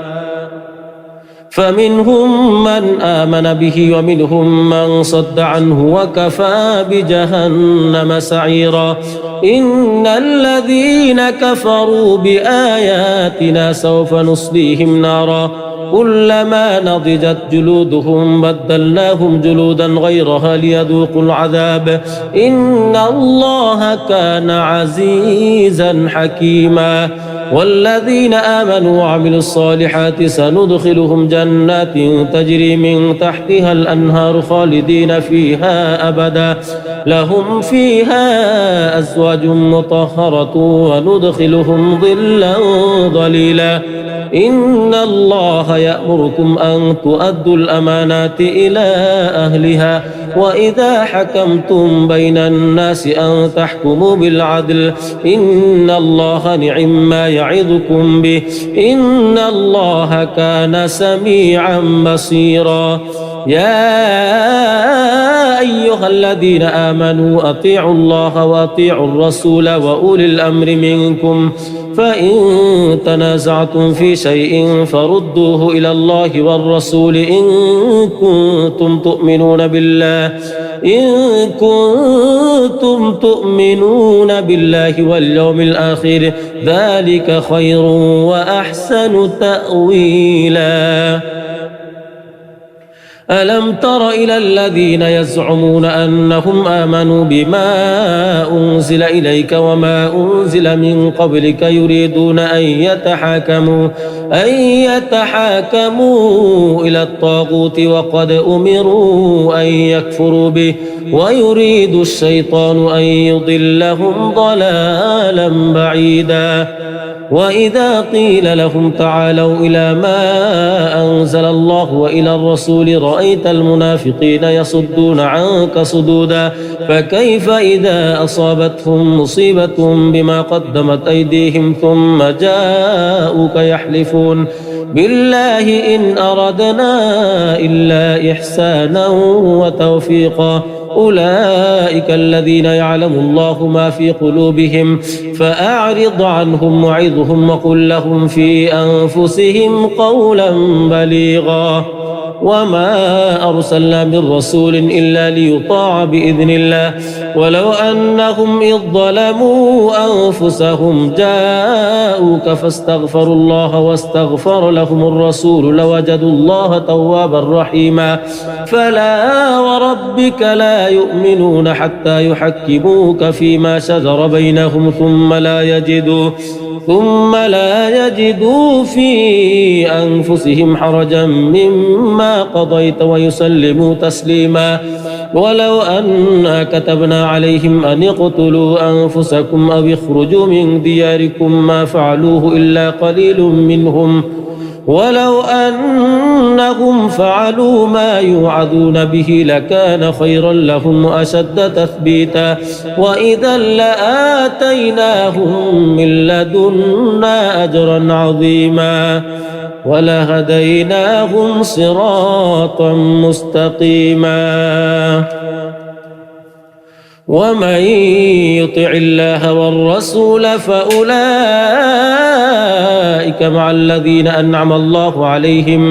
فأولئك مع الذين أنعم الله عليهم من النبيين والصديقين والشهداء والصالحين وحسن أولئك رفيقا ذلك الفضل من الله وكفى بالله عليما يا أيها الذين آمنوا خذوا حذركم فانفروا ثبات أو انفروا جميعا وإن منكم لمن ليبطئن فإن أصابتكم مصيبة قال قد أنعم الله علي إذ لم أكن معهم شهيدا ولئن أصابكم فضل من الله ليقولن كأن لم تكن بينكم وبينه مودة يا ليتني كنت معهم فأفوز فوزا عظيما فليقاتل في سبيل الله الذين يشرون الحياة الدنيا بالآخرة ومن يقاتل في سبيل الله فيقتل أو يغلب فسوف نؤتيه أجرا عظيما وما لكم لا تقاتلون في سبيل الله والمستضعفين من الرجال والنساء والبلدان الذين يقولون ربنا أخرجنا من هذه القرية الظالم أهلها واجعل لنا من لدنك وليا واجعل لنا من لدنك نصيرا الذين آمنوا يقاتلون في سبيل الله والذين كفروا يقاتلون في سبيل الطاغوت فقاتلوا أولياء الشيطان إن كيد الشيطان كان ضعيفا ألم تر إلى الذين قيل لهم كفوا أيديكم وأقيموا الصلاة وآتوا الزكاة فلما كتب عليهم القتال إذا فريق منهم يخشون الناس كخشية الله أو أشد خشية وقالوا ربنا لما كتبت علينا القتال لولا أخرتنا إلى أجل قريب قل متاع الدنيا قليل والآخرة خير لمن اتقى ولا تظلمون فتيلا أينما تكونوا يدرككم الموت ولو كنتم في بروج مشيدة وإن تصبهم حسنة يقولوا هذه من عند الله وإن تصبهم سيئة يقولوا هذه من عندك قل كل من عند الله فما لهؤلاء القوم لا يكادون يفقهون حديثا ما أصابك من حسنة فمن الله وما أصابك من سيئة فمن نفسك وأرسلناك للناس رسولا وكفى بالله شهيدا من يطع الرسول فقد أطاع الله ومن تولى فما أرسلناك عليهم حفيظا ويقولون طاعة فإذا برزوا من عندك بيت طائفة منهم غير الذي تقول والله يكتب ما يبيتون فأعرض عنهم وتوكل على الله وكفى بالله وكيلا أفلا يتدبرون القرآن ولو كان من عند غير الله لوجدوا فيه اختلافا كثيرا وإذا جاءهم أمر من الأمن أو الخوف أذاعوا به ولو ردوه إلى الرسول وإلى أولي الأمر منهم لعلمه الذين يستنبطونه منهم ولولا فضل الله عليكم ورحمته لاتبعتم الشيطان إلا قليلا فقاتل في سبيل الله لا تكلف إلا نفسك وحرض المؤمنين عسى الله أن يكف بأس الذين كفروا والله أشد بأسا وأشد تنكيلا من يشفع شفاعة حسنة يكن له نصيب منها ومن يشفع شفاعة سيئة يكن له منها وكان الله على كل شيء مقيتا وإذا حييتم بتحية فحيوا بأحسن منها أو ردوها إن الله كان على كل شيء حسيبا الله لا إله إلا هو ليجمعنكم إلى يوم القيامة لا ريب فيه ومن أصدق من الله حديثا فما لكم في المنافقين فئتين والله أركسهم بما كسبوا أتريدون أن تهتدوا من أضل الله ومن يضلل الله فلن تجد له سبيلا ودوا لو تكفرون كما كفروا فتكونون سواء فلا تتخذوا منهم أولياء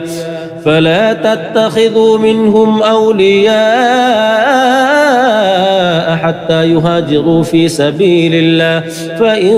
تولوا فخذوهم وقتلوهم حيث وجدتموهم ولا تتخذوا منهم وليا ولا نصيرا إلا الذين يصلون إلى قوم بينكم وبينهم ميثاق أو جاءوكم حصرت صدورهم أن يقاتلوكم أو يقاتلوا قومهم ولو شاء الله لسلطهم عليكم فلقاتلوكم فإن اعتزلوكم فلم يقاتلوكم وألقوا إليكم السلام فما جعل الله لكم عليهم سبيلا ستجدون آخرين يريدون أن يأمنوكم ويأمنوا قومهم كلما ردوا إلى الفتنة أركسوا فيها فإن لم يعتزلوكم ويلقوا إليكم السلام ويكفوا أيديهم فخذوهم وقتلوهم حيث ثقفتموهم وأولئكم جعلنا لكم عليهم سلطانا مبينا وما كان لمؤمن أن يقتل مؤمنا إلا خطأ ومن قتل مؤمنا خطأ فتحرير رقبة مؤمنة ودية مسلمة إلى أهله إلا أن يصدقوا فإن كان من قوم عدو لكم وهو مؤمن فتحرير رقبة مؤمنة وإن كان من قوم بينكم وبينهم ميثاق فدية مسلمة إلى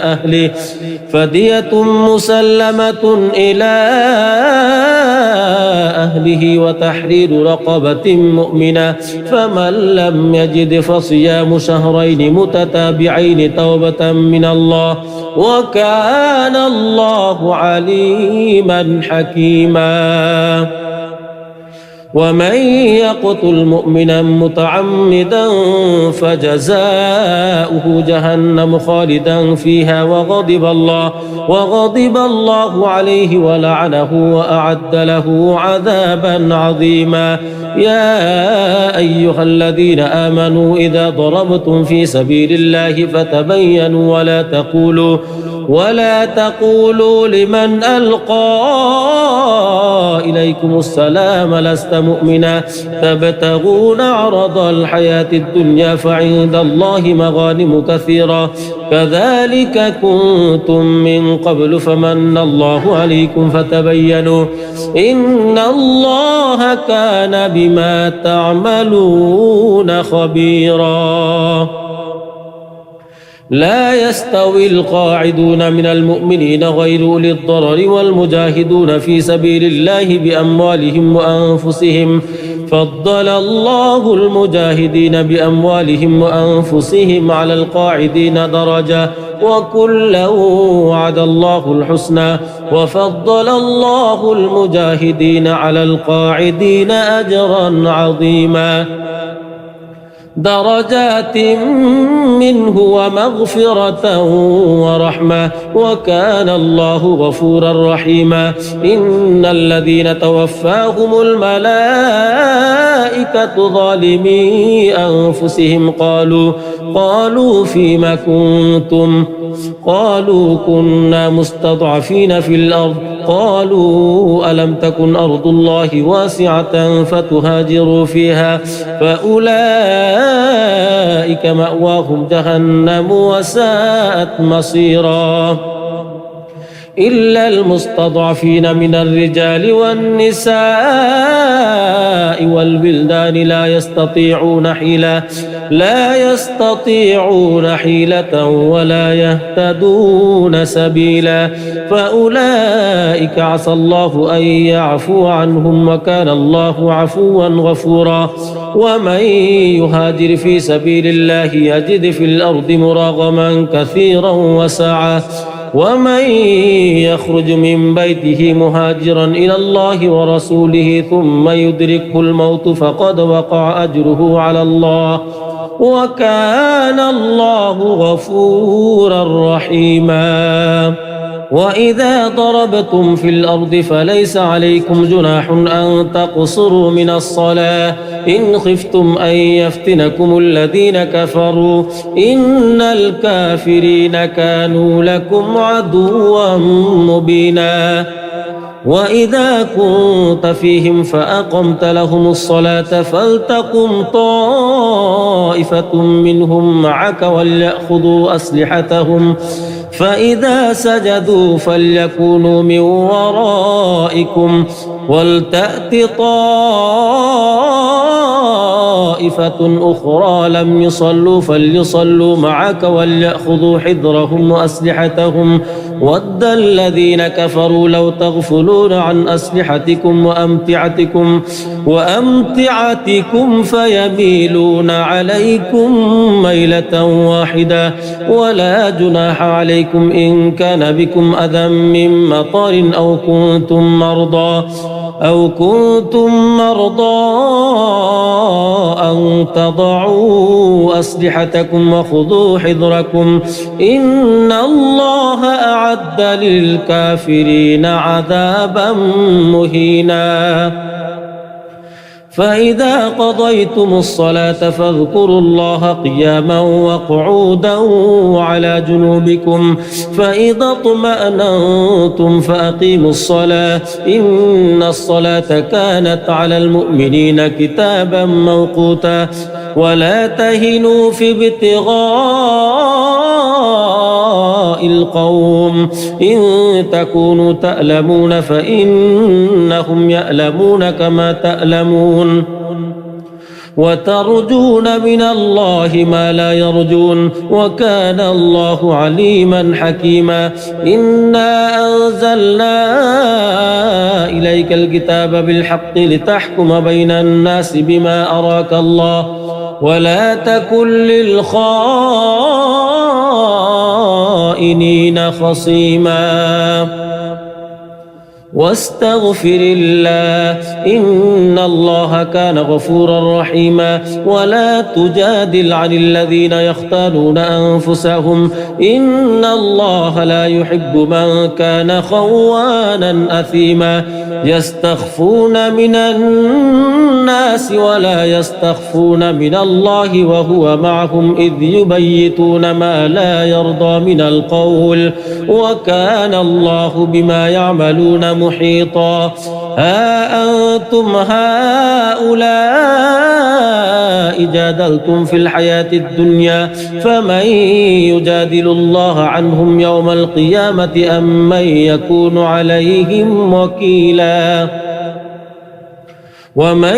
يعمل سوءا أو يظلم نفسه ثم يستغفر الله يجد الله غفورا رحيما ومن يكسب إثما فإنما يكسبه على نفسه وكان الله عليما حكيما ومن يكسب خطيئة أو إثما ثم يرم به بريئا فقد احتمل بهتانا وإثما مبينا ولولا فضل الله عليك ورحمته لهمت طائفة منهم أن يضلوك وما يضلون إلا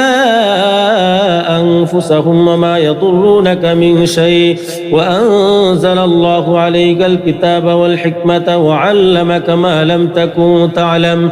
وكان فضل الله عليك عظيما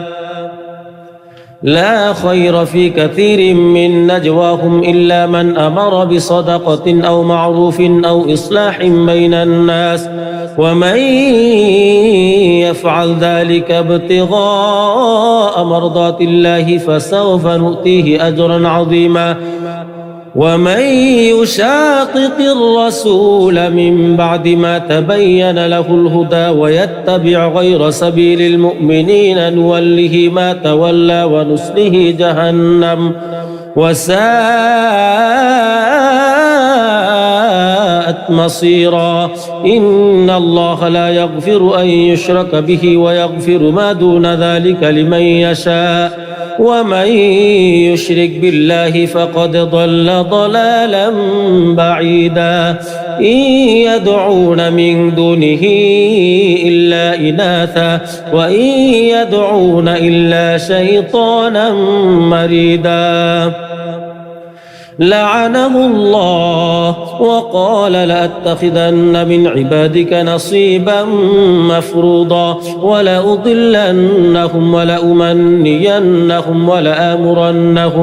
ولآمرنهم فليبتكن آذان الأنعام ولآمرنهم فليغيرن خلق الله ومن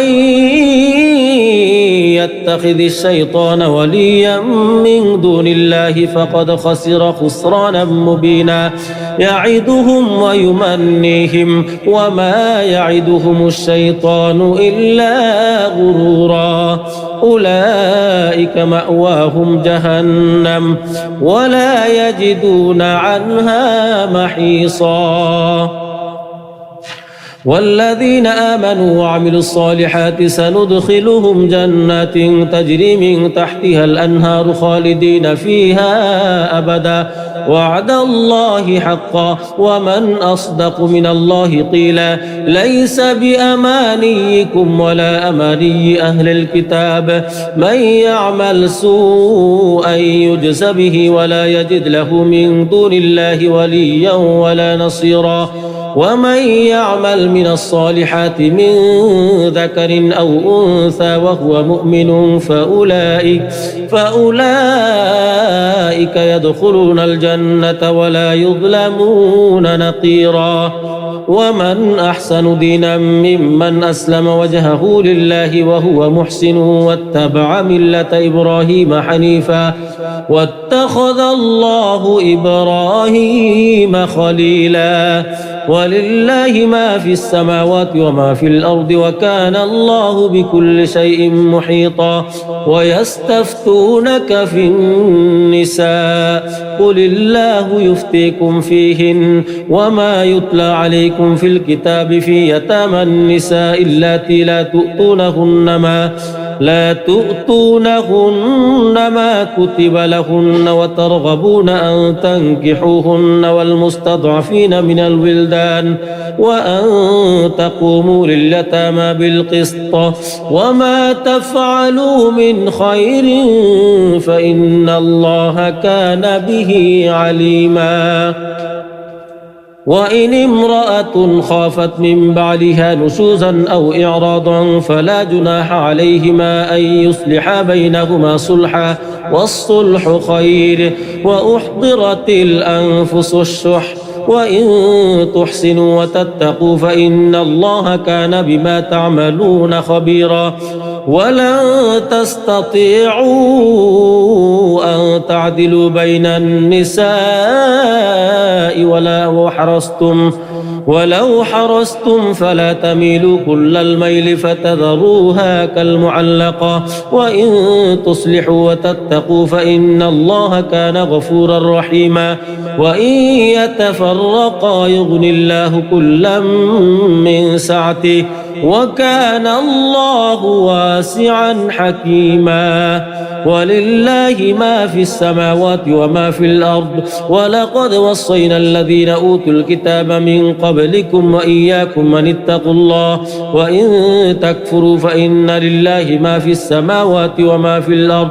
وكان الله غنيا حميدا ولله ما في السماوات وما في الأرض وكفى بالله وكيلا إن يشأ يذهبكم أيها الناس ويأتي بآخرين وكان الله على ذلك قديرا من كان يريد ثواب الدنيا فعند الله ثواب الدنيا والآخرة وكان الله سميعا بصيرا يا أيها الذين آمنوا كونوا قوامين بالقسط شهداء لله ولو على أنفسكم أو الوالدين والأقربين إن يكن غنيا أو فقيرا فالله أولى بهما فلا تتبعوا الهوى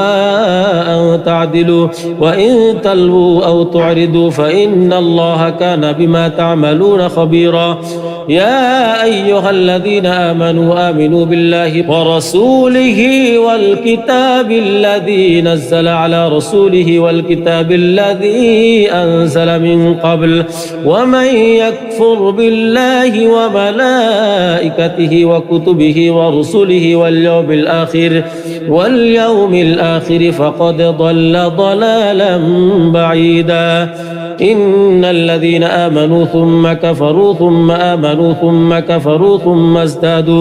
ثم ازدادوا كفرا لم يكن الله ليغفر لهم ولا ليهديهم سبيلا بشر المنافقين بأن لهم عذابا أليما الذين يتخذون الكافرين أولياء من دون المؤمنين أيبتغون عندهم العزة فإن العزة لله جميعا وقد نزل عليكم في الكتاب أن إذا سمعتم آيات الله يكفر بها ويستهزأ بها فلا تقعدوا معهم حتى يخوضوا في حديث غيره إنكم إذا مثلهم إن الله جامع المنافقين والكافرين في جهنم جميعا الذين يتربصون بكم فإن كان لكم فتح من الله قالوا ألم نكن معكم وإن كان للكافرين نصيب قالوا ألم نستحوذ عليكم ونمنعكم من المؤمنين فالله يحكم بينكم يوم القيامة ولن يجعل الله للكافرين على المؤمنين سبيلا إن المنافقين يخادعون الله وهو خادعهم وإذا قاموا إلى الصلاة قاموا كسالى يراءون يراءون الناس ولا يذكرون الله إلا قليلا مذبذبين بين ذلك لا إله هؤلاء ولا إله هؤلاء ومن يضلل الله فلن تجد له سبيلا يا أيها الذين آمنوا لا تتخذوا الكافرين أولياء من دون المؤمنين أتريدون أن تجعلوا لله عليكم سلطانا مبينا إن المنافقين في الدرك الأسفل من النار ولن تجد لهم نصيرا والمحصنات من النساء إلا ما ملكت أيمانكم كتاب الله عليكم وأحل لكم ما وراء ذلكم أن تبتغوا بأموالكم محصنين غير مسافحين فما استمتعتم به منهن فآتوهن أجورهن فريضة ولا جناح عليكم فيما تراضيتم به من بعد الفريضة إن الله كان عليما حكيما ومن لم يستطع منكم طولا أن ينكح المحصنات المؤمنات فمما ملكت أيمانكم من فتياتكم المؤمنات والله أعلم بإيمانكم بعضكم من بعض فانكحوهن بإذن أهلهن وآتوهن أجورهن بالمعروف محصنات غير مسافحات ولا متخذات أخدان فإذا أحصن فإن أتين بفاحشة فعليهن نصف ما على المحصنات من العذاب ذلك لمن خشي العنة منكم وأن تصبروا خير لكم والله غفور رحيم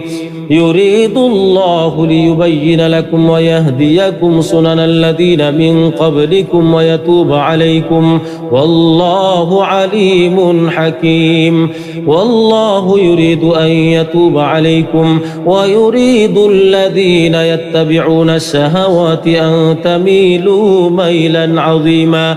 يريد الله أن يخفف عنكم وخلق الإنسان ضعيفا يا أيها الذين آمنوا لا تأكلوا أموالكم بينكم بالباطل إلا أن تكون تجارة عن تراض منكم ولا تقتلوا أنفسكم إن الله كان بكم رحيما ومن يفعل ذلك عدوانا وظلما فسوف نصليه نارا وكان ذلك على الله يسيرا إن تجتنبوا كبائر ما تنهون عنه نكفر عنكم سيئاتكم وندخلكم مدخلا كريما ولا تتمنوا ما فضل الله به بعضكم على بعض للرجال نصيب مما اكتسبوا وللنساء نصيب مما اكتسبن واسألوا الله من فضله إن الله كان بكل شيء عليما ولكل جعلنا موالي مما ترك الوالدان والأقربون والذين عقدت أيمانكم فآتوهم نصيبهم إن الله كان على كل شيء شهيدا الرجال قوامون على النساء بما فضل الله بعضهم على بعض وبما أنفقوا من أموالهم فالصالحات قانتات حافظات للغيب بما حفظ الله واللاتي تخافون نشوزهن فعظوهن واهجروهن في المضاجع واضربوهن فإن أطعنكم فلا تبغوا عليهن سبيلا إن الله كان عليا كبيرا وإن خفتم شقاق بينهما فابعثوا حكما من أهله وحكما من أهلها إن يريدا إصلاحا يوفق الله بينهما إن الله كان عليما خبيرا واعبدوا الله ولا تشركوا به شيئا وبالوالدين إحسانا وبذي القربى واليتامى والمساكين والجار ذي القربى والجار الجنب والصاحب بالجنب وابن السبيل وما ملكت أيمانكم إن الله لا يحب من كان مختالا فخورا الذين يبخلون ويأمرون الناس بالبخل ويكتمون ما آتاهم الله من فضله وأعتدنا للكافرين عذابا مهينا والذين ينفقون أموالهم رئاء الناس ولا يؤمنون بالله ولا باليوم الآخر ومن يكن الشيطان له قرينا فساء قرينا وماذا عليهم لو آمنوا بالله واليوم الآخر وأنفقوا مما رزقهم الله وكان الله بهم عليما إن الله لا يظلم مثقال ذرة وإن تك حسنة يضاعفها ويؤت من لدنه أجرا عظيما فكيف إذا جئنا من كل أمة بشهيد وجئنا بك على هؤلاء شهيدا يومئذ يود الذين كفروا وعصوا الرسول لو تسوى بهم الأرض ولا يكتمون الله حديثا يا أيها الذين آمنوا لا تقربوا الصلاة وأنتم سكارى حتى تعلموا ما تقولون ولا جنبا إلا عابري سبيل حتى تغتسلوا وإن كنتم مرضى أو على سفر أو جاء أحد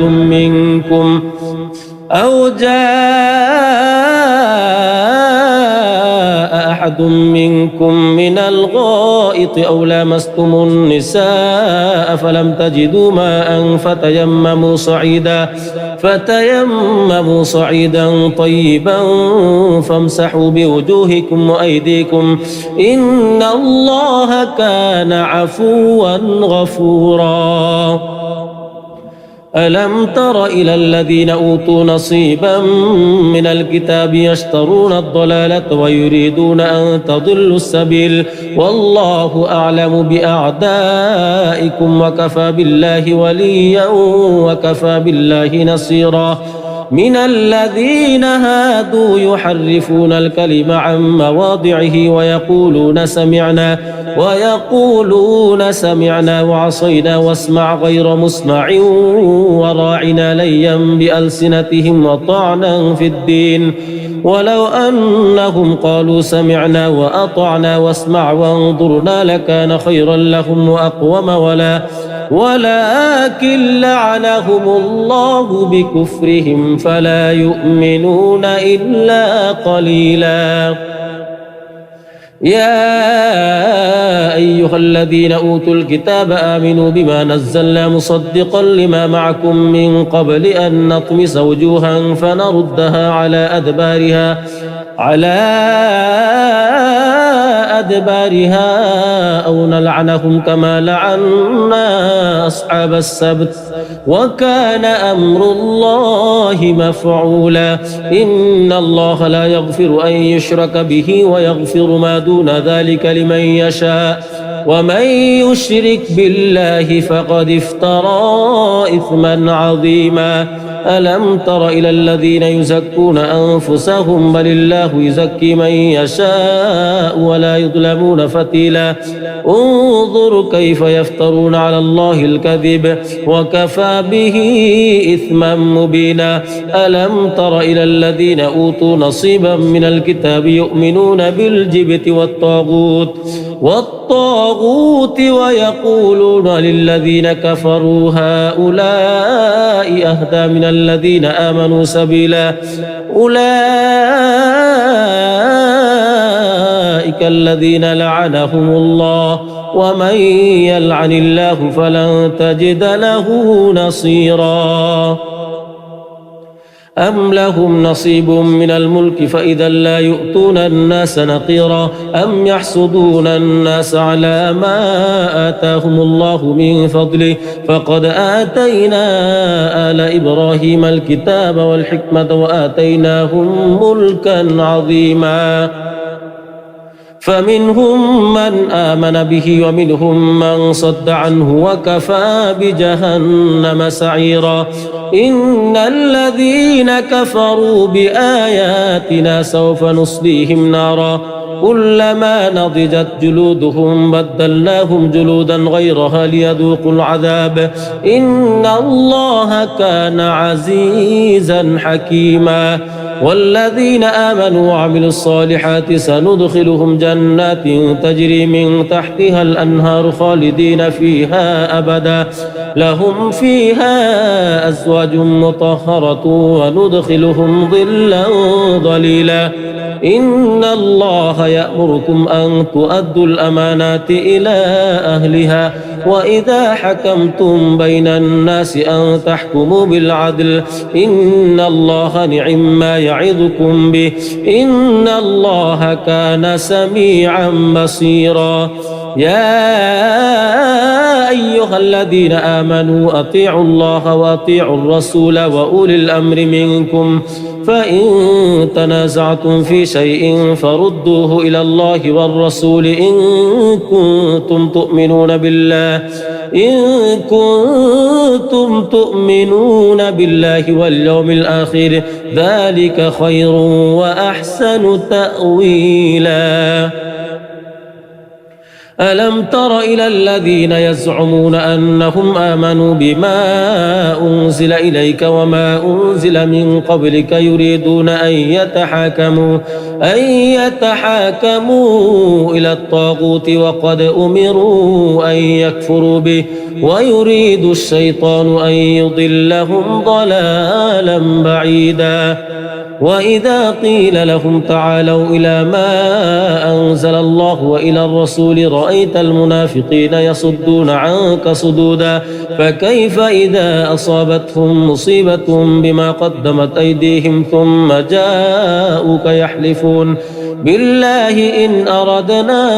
إلا إحسانا وتوفيقا أولئك الذين يعلم الله ما في قلوبهم فأعرض عنهم وعظهم وقل لهم في أنفسهم قولا بليغا وما أرسلنا من رسول إلا ليطاع بإذن الله ولو أنهم إذ ظلموا أنفسهم جاءوك فاستغفروا الله واستغفر لهم الرسول لوجدوا الله توابا رحيما فلا وربك لا يؤمنون حتى يحكموك فيما شجر بينهم ثم لا يجدوا في أنفسهم حرجا مما قضيت ويسلموا تسليما ولو أنا كتبنا عليهم أن اقتلوا أنفسكم أو اخرجوا من دياركم ما فعلوه إلا قليل منهم ولو أنهم فعلوا ما يوعظون به لكان خيرا لهم وأشد تثبيتا وإذا لآتيناهم من لدنا أجرا عظيما ولهديناهم صراطا مستقيما ومن يطع الله والرسول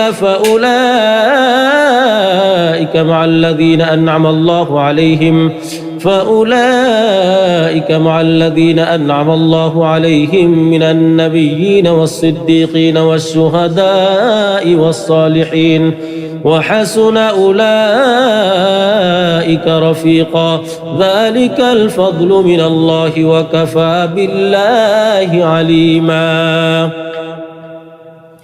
يا أيها الذين آمنوا خذوا حذركم فانفروا ثبات أو انفروا جميعا وإن منكم لمن ليبطئن فإن أصابتكم مصيبة قال قد أنعم الله علي إذ لم أكن معهم شهيدا ولئن أصابكم فضل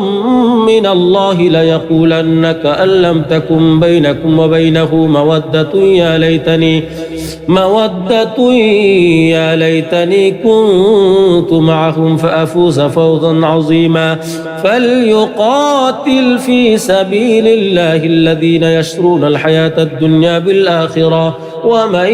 يقاتل في سبيل الله فيقتل أو يغلب فسوف نؤتيه أجرا عظيما وما لكم لا تقاتلون في سبيل الله والمستضعفين من الرجال والنساء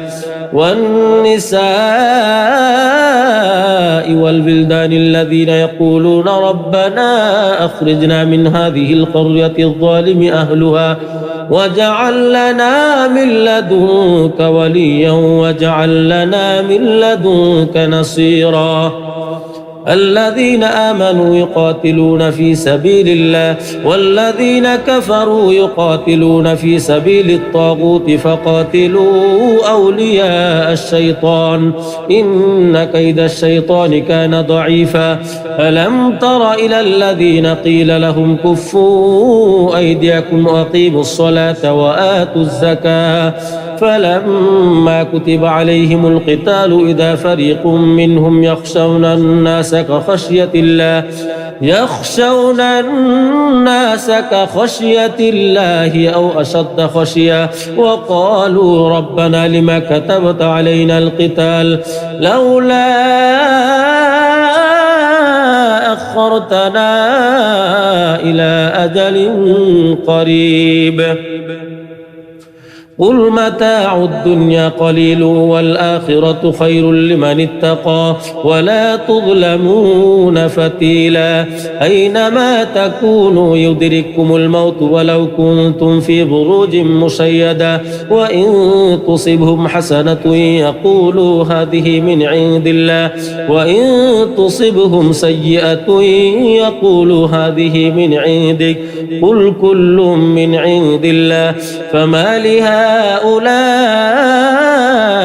القوم لا يكادون يفقهون حديثا ما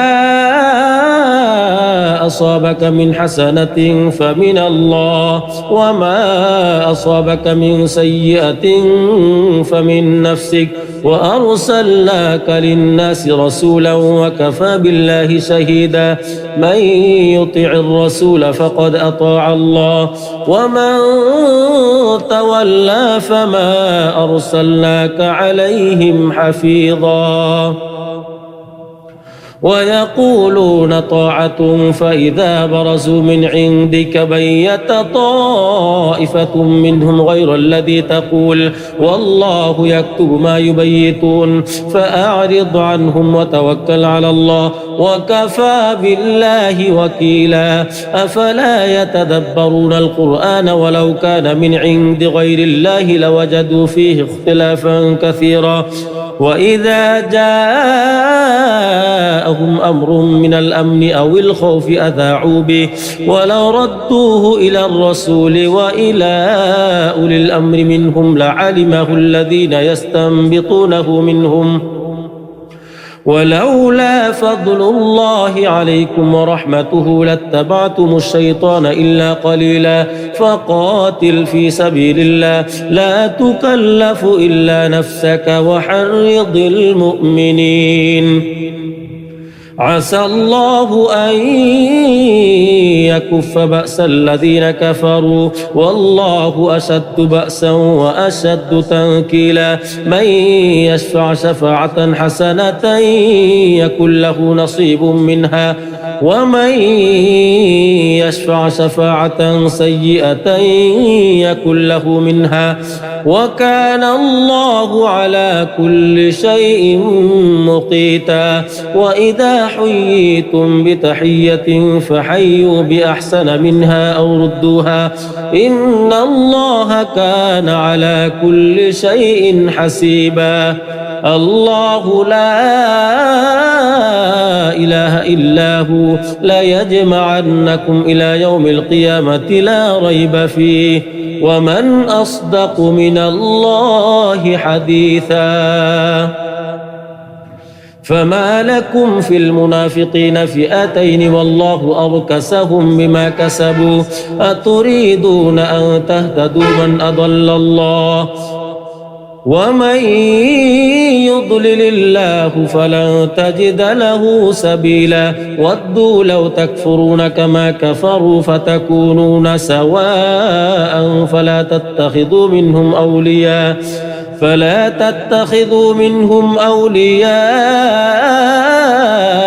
حتى يهاجروا في سبيل الله فإن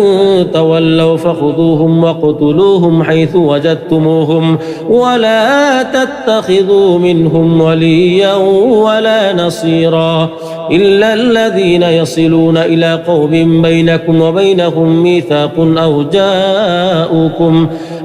جاءوكم حصرت صدورهم أن يقاتلوكم أو يقاتلوا قومهم ولو شاء الله لسلطهم عليكم فلقاتلوكم فإن اعتزلوكم فلم يقاتلوكم وألقوا إليكم السلام فما جعل الله لكم عليهم سبيلا ستجدون آخرين يريدون أن يأمنوكم ويأمنوا قومهم كلما ردوا إلى الفتنة أركسوا فيها فإن لم يعتزلوكم ويلقوا إليكم السلام ويكفوا أيديهم فخذوهم وقتلوهم حيث ثقفتموهم وأولئكم جعلنا لكم عليهم سلطانا مبينا وما كان لمؤمن أن يقتل مؤمنا إلا خطأ ومن قتل مؤمنا خطأ فتحرير رقبة مؤمنة ودية مسلمة إلى أهله إلا أن يصدقوا فإن كان من قوم عدو لكم وهو مؤمن فتحرير رقبة مؤمنة وإن كان من قوم بينكم وبينهم ميثاق فدية مسلمة إلى أهله وتحرير رقبة مؤمنة فمن لم يجد فصيام شهرين متتابعين توبة من الله وكان الله عليما حكيما ومن يقتل مؤمنا متعمدا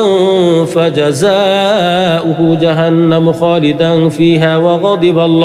وغضب الله عليه ولعنه وأعد له عذابا عظيما يا أيها الذين آمنوا إذا ضربتم في سبيل الله فتبينوا ولا تقولوا لمن ألقى إليكم السلام لست مؤمنا تبتغون عرض الحياة الدنيا فعند الله مغانم كثيرة كذلك كنتم من قبل فمن الله عليكم فتبينوا إن الله كان بما تعملون خبيرا لا يستوي القاعدون من المؤمنين غير أولي الضرر والمجاهدون في سبيل الله بأموالهم وأنفسهم فضل الله المجاهدين بأموالهم وأنفسهم على القاعدين درجة وكلا وعد الله الحسنى وفضل الله المجاهدين على القاعدين أجرا عظيما درجات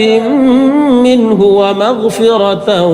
ورحمة وكان الله غفورا رحيما إن الذين توفاهم الملائكة ظالمي أنفسهم قالوا فيما كنتم قالوا كنا مستضعفين في الأرض قالوا ألم تكن أرض الله واسعة فتهاجروا فيها فأولئك مأواهم جهنم وساءت مصيرا إلا المستضعفين من الرجال والنساء والولدان لا يستطيعون حيلة ولا يهتدون سبيلا فأولئك عسى الله أن يعفو عنهم وكان الله عفوا غفورا ومن يهاجر في سبيل الله يجد في الأرض مراغما كثيرا وسعة ومن يخرج من بيته مهاجرا إلى الله ورسوله ثم يدركه الموت فقد وقع أجره على الله وكان الله غفورا رحيما وإذا ضربتم في الأرض فليس عليكم جناح أن تقصروا من الصلاة إن خفتم أن يفتنكم الذين كفروا إن الكافرين كانوا لكم عدوا مبينا وإذا كنت فيهم فأقمت لهم الصلاة فلتقم طائفة منهم معك وليأخذوا أسلحتهم فإذا سجدوا فليكونوا من ورائكم ولتأت طائفة أخرى لم يصلوا فليصلوا معك وليأخذوا حذرهم وأسلحتهم ود الذين كفروا لو تغفلون عن أسلحتكم وأمتعتكم فيميلون عليكم ميلة واحدة ولا جناح عليكم إن كان بكم أذى من مطر أو كنتم مرضى أن تضعوا أسلحتكم وخذوا حذركم إن الله أعد للكافرين عذابا مهينا فإذا قضيتم الصلاة فاذكروا الله قياما وقعودا وعلى جنوبكم فإذا اطمأننتم فأقيموا الصلاة إن الصلاة كانت على المؤمنين كتابا موقوتا ولا تهنوا في ابتغاء القوم إن تكونوا تألمون فإنهم يألمون كما تألمون وترجون من الله ما لا يرجون وكان الله عليما حكيما إنا أنزلنا إليك الكتاب بالحق لتحكم بين الناس بما أراك الله ولا تكن للخائنين خصيما واستغفر الله إن الله كان غفورا رحيما ولا تجادل عن الذين يختانون أنفسهم إن الله لا يحب من كان خوانا أثيما يستخفون من الناس ولا يستخفون من الله وهو معهم إذ يبيتون ما لا يرضى من القول وكان الله بما يعملون محيطا ها أنتم هؤلاء جادلتم في الحياة الدنيا فمن يجادل الله عنهم يوم القيامة أم من يكون عليهم وكيلا ومن يعمل سوءا أو يظلم نفسه ثم يستغفر الله يجد الله غفورا رحيما ومن يكسب إثما فإنما يكسبه على نفسه وكان الله عليما حكيما ومن يكسب خطيئة أو إثما ثم يرم به بريئا ثم يرم به بريئا فقد احتمل بهتانا وإثما مبينا.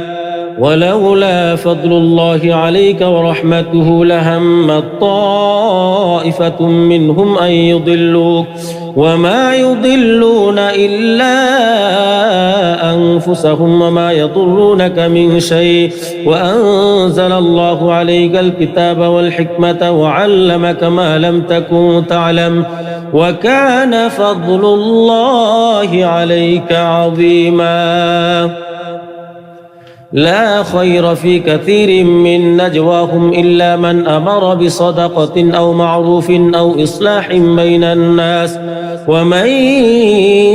يفعل ذلك ابتغاء مرضات الله فسوف نؤتيه أجرا عظيما. ومن يشاقق الرسول من بعد ما تبين له الهدى ويتبع غير سبيل المؤمنين نوله ما تولى ونصله جهنم وساءت مصيرا. إن الله لا يغفر أن يشرك به ويغفر ما دون ذلك لمن يشاء ومن يشرك بالله فقد ضل ضلالا بعيدا. إن يدعون من دونه إلا إناثا وإن يدعون إلا شيطانا مريدا. لعنه الله وقال لأتخذن من عبادك نصيبا مفروضا ولأضلنهم ولأمنينهم ولآمرنهم فليبتكن آذان الأنعام ولآمرنهم فليغيرن خلق الله ومن يتخذ الشيطان وليا من دون الله فقد خسر خسرانا مبينا. يعدهم ويمنيهم وما يعدهم الشيطان إلا غرورا. أولئك مأواهم جهنم ولا يجدون عنها محيصا. والذين آمنوا وعملوا الصالحات سندخلهم جنات تجري من تحتها الأنهار خالدين فيها أبدا وعد الله حقا ومن أصدق من الله قيلا. ليس بأمانيكم ولا أماني أهل الكتاب من يعمل سوءا يجز به ولا يجد له من دون الله وليا ولا نصيرا. ومن يعمل من الصالحات من ذكر أو أنثى وهو مؤمن فأولئك يدخلون الجنة ولا يظلمون نقيرا. ومن أحسن دينا ممن أسلم وجهه لله وهو محسن واتبع ملة إبراهيم حنيفا واتخذ الله إبراهيم خليلا. ولله ما في السماوات وما في الأرض وكان الله بكل شيء محيطا. ويستفتونك في النساء قل الله يفتيكم فيهن وما يتلى عليكم في الكتاب في يتامى النساء اللاتي لا تؤتونهن ما كتب لهن وترغبون أن تنكحوهن والمستضعفين من الولدان وأن تقوموا لليتامى بالقسط وما تفعلوا من خير فإن الله كان به عليما. وإن امرأة خافت من بعلها نشوزا أو إعراضا فلا جناح عليهما أن يصلحا بينهما صلحا والصلح خير. وأحضرت الأنفس الشح وإن تحسنوا وتتقوا فإن الله كان بما تعملون خبيرا. ولن تستطيعوا أن تعدلوا بين النساء ولو ولو حرصتم فلا تميلوا كل الميل فتذروها كالمعلقة وإن تصلحوا وتتقوا فإن الله كان غفورا رحيما وإن يتفرقا يغني الله كلا من سعته وكان الله واسعا حكيما ولله ما في السماوات وما في الأرض ولقد وصينا الذين أوتوا الكتاب من قبلكم وإياكم أن اتقوا الله وإن تكفروا فإن لله ما في السماوات وما في الأرض وكان الله غنيا حميدا ولله ما في السماوات وما في الأرض وكفى بالله وكيلا إن يشأ يذهبكم أيها الناس ويأتي بآخرين وكان الله على ذلك قديرا من كان يريد ثواب الدنيا فعند الله ثواب الدنيا والآخرة وكان الله سميعا بصيرا يا أيها الذين آمنوا كونوا قوامين بالقسط شهداء لله ولو على أنفسكم أو الوالدين والأقربين إن يكن غنيا أو فقيرا فالله أولى بهما فلا تتبعوا الهوى أن تعدلوا وإن تلووا أو تعرضوا فإن الله كان بما تعملون خبيرا يا أيها الذين آمنوا بالله ورسوله والكتاب الذي نزل على رسوله والكتاب الذي أنزل من قبل ومن يكفر بالله وملائكته وكتبه ورسله واليوم الآخر فقد ضل ضلالا بعيدا إن الذين آمنوا ثم كفروا ثم آمنوا ثم كفروا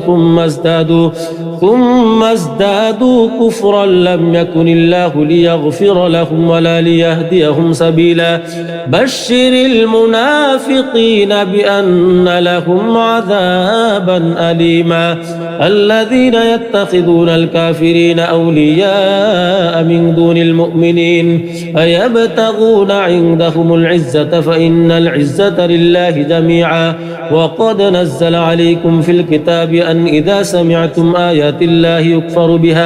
يكفر بها ويستهزأ بها فلا تقعدوا معهم حتى يخوضوا في حديث غيره إنكم إذا مثلهم إن الله جامع المنافقين والكافرين في جهنم جميعا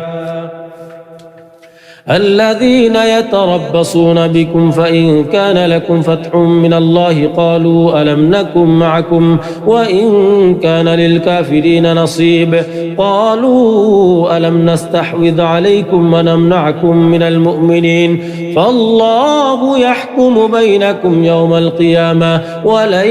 يجعل الله للكافرين على المؤمنين سبيلا إن المنافقين يخادعون الله وهو خادعهم وإذا قاموا إلى الصلاة قاموا كسالى يراءون الناس ولا يذكرون الله إلا قليلا مذبذبين بين ذلك لا إله هؤلاء ولا إله هؤلاء ومن يضلل الله فلن تجد له سبيلا يا أيها الذين آمنوا لا تتخذوا الكافرين أولياء من دون المؤمنين أتريدون أن تجعلوا لله عليكم سلطانا مبينا إن المنافقين في الدرك الأسفل من النار ولن تجد لهم نصيرا والمحصنات من النساء إلا ما ملكت أيمانكم كتاب الله عليكم وأحل لكم ما وراء ذلكم أن تبتغوا بأموالكم محصنين غير مسافحين فما استمتعتم به منهن فآتوهن أجورهن فريضة ولا جناح عليكم فيما تراضيتم به من بعد الفريضة إن الله كان عليما حكيما ومن لم يستطع منكم طولا أن ينكح المحصنات المؤمنات فمما ملكت أيمانكم من فتياتكم المؤمنات والله أعلم بإيمانكم بعضكم من بعض فانكحوهن بإذن أهلهن وآتوهن أجورهن بالمعروف محصنات غير مسافحات ولا متخذات أخدان فإذا أحصن فإن أتين بفاحشة فعليهن نصف ما على المحصنات من العذاب ذلك لمن خشي العنة منكم وأن تصبروا خير لكم والله غفور رحيم يريد الله ليبين لكم ويهديكم سنن الذين من قبلكم ويتوب عليكم والله عليم حكيم والله يريد أن يتوب عليكم ويريد الذين يتبعون الشهوات أن تميلوا ميلا عظيما يريد الله أن يخفف عنكم وخلق الإنسان ضعيفا يا أيها الذين آمنوا لا تأكلوا أموالكم بينكم بالباطل إلا أن تكون تجارة عن تراض منكم ولا تقتلوا أنفسكم إن الله كان بكم رحيما ومن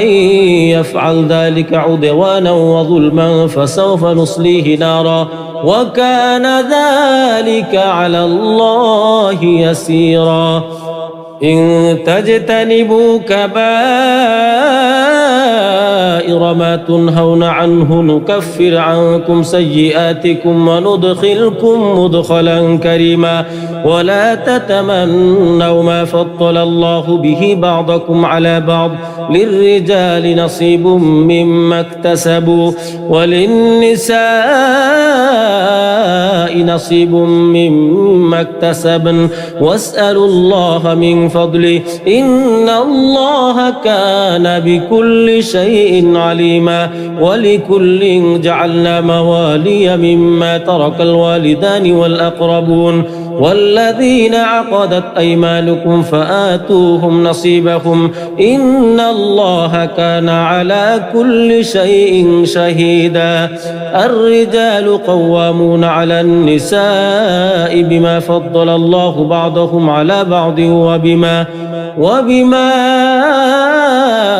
أنفقوا من أموالهم فالصالحات قانتات حافظات للغيب بما حفظ الله واللاتي تخافون نشوزهن فعظوهن واهجروهن في المضاجع واضربوهن فإن أطعنكم فلا تبغوا عليهن سبيلا إن الله كان عليا كبيرا وإن خفتم شقاق بينهما فابعثوا حكما من أهله وحكما من أهلها إن يريدا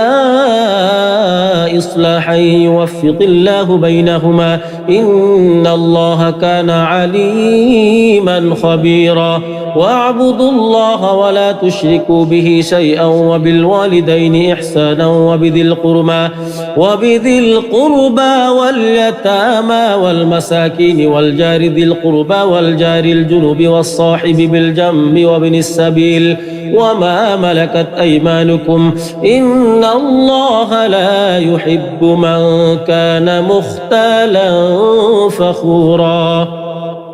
الذين يبخلون ويأمرون الناس بالبخل ويكتمون ما آتاهم الله من فضله وأعتدنا للكافرين عذابا مهينا والذين ينفقون أموالهم رئاء الناس ولا يؤمنون بالله ولا باليوم الآخر ومن يكن الشيطان له قرينا فساء قرينا وماذا عليهم لو آمنوا بالله واليوم الآخر وأنفقوا مما رزقهم الله وكان الله بهم عليما إن الله لا يظلم مثقال ذرة وإن تك حسنة يضاعفها ويؤت من لدنه أجرا عظيما فكيف إذا جئنا من كل أمة بشهيد وجئنا بك على هؤلاء شهيدا يومئذ يود الذين كفروا وعصوا الرسول لو تسوى بهم الأرض ولا يكتمون الله حديثا يا أيها الذين آمنوا لا تقربوا الصلاة وأنتم سكارى حتى تعلموا ما تقولون ولا جنبا إلا عابري سبيل حتى تغتسلوا وإن كنتم مرضى أو على سفر أو جاء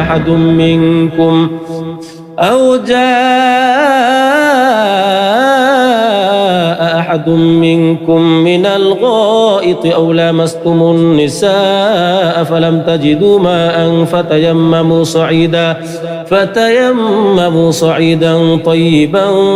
فامسحوا بوجوهكم وأيديكم إن الله كان عفوا غفورا ألم تر إلى الذين أوتوا نصيبا من الكتاب يشترون الضلالة ويريدون أن تضلوا السبيل والله أعلم بأعدائكم وكفى بالله وليا وكفى بالله نصيرا من الذين هادوا يحرفون الكلم عن مواضعه ويقولون سمعنا وعصينا واسمع غير مسمع وراعنا ليا بألسنتهم وطعنا في الدين ولو أنهم قالوا سمعنا وأطعنا واسمع وانظرنا لكان خيرا لهم وأقوم ولكن لعنهم الله بكفرهم فلا يؤمنون إلا قليلا يا أيها الذين أوتوا الكتاب آمنوا بما نزلنا مصدقا لما معكم من قبل أن نطمس وجوها فنردها على أدبارها أو نلعنهم كما لعنا أصحاب السبت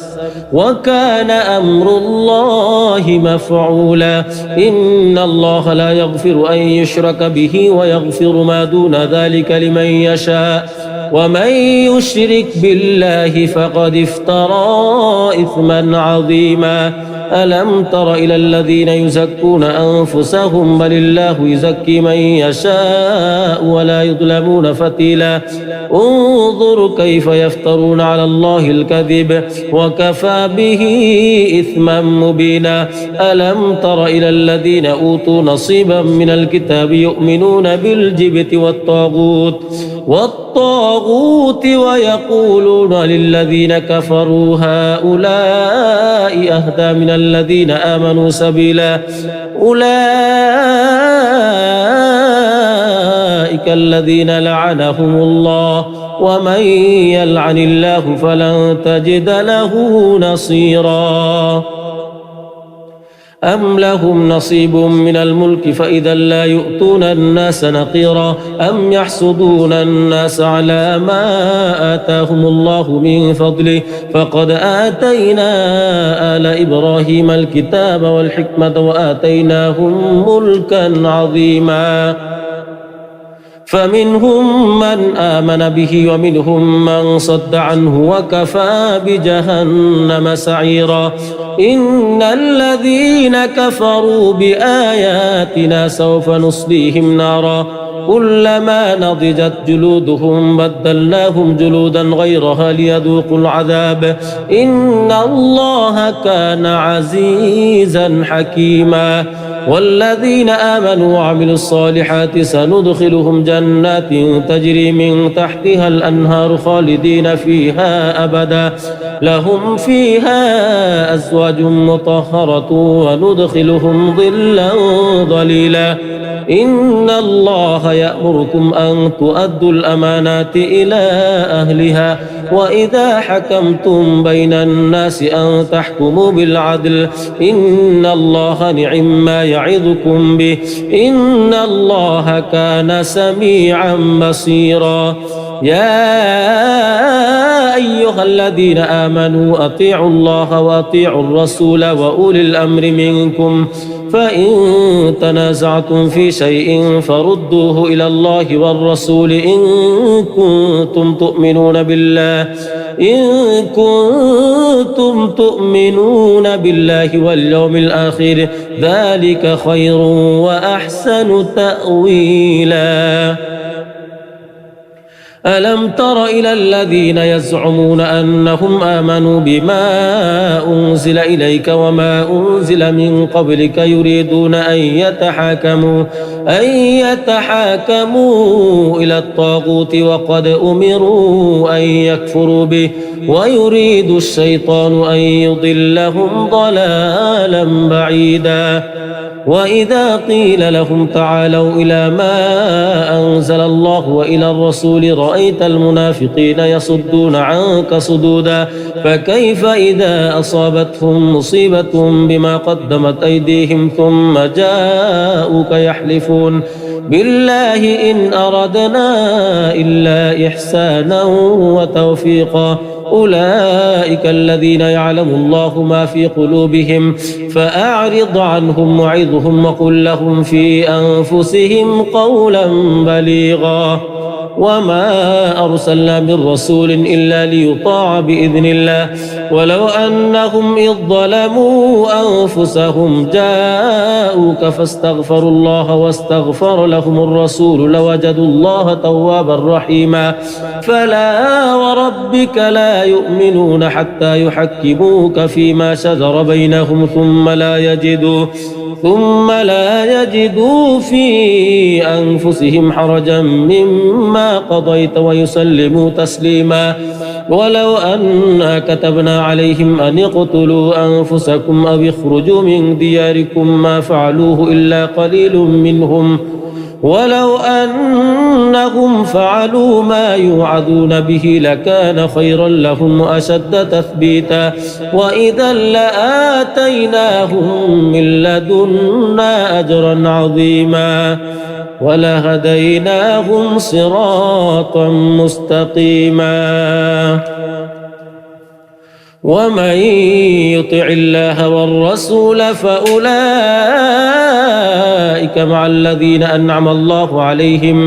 فأولئك مع الذين أنعم الله عليهم من النبيين والصديقين والشهداء والصالحين وحسن أولئك رفيقا ذلك الفضل من الله وكفى بالله عليما يا أيها الذين آمنوا خذوا حذركم فانفروا ثبات أو انفروا جميعا وإن منكم لمن ليبطئن فإن أصابتكم مصيبة قال قد أنعم الله علي إذ لم أكن معهم شهيدا ولئن أصابكم فضل من الله ليقولن كأن لم تكن بينكم وبينه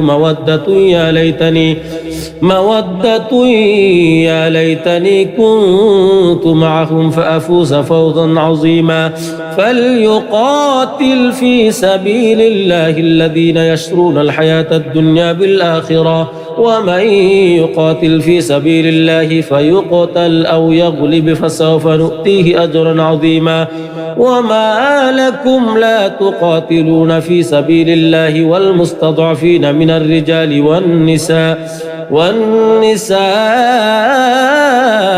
والبلدان الذين يقولون ربنا أخرجنا من هذه القرية الظالم أهلها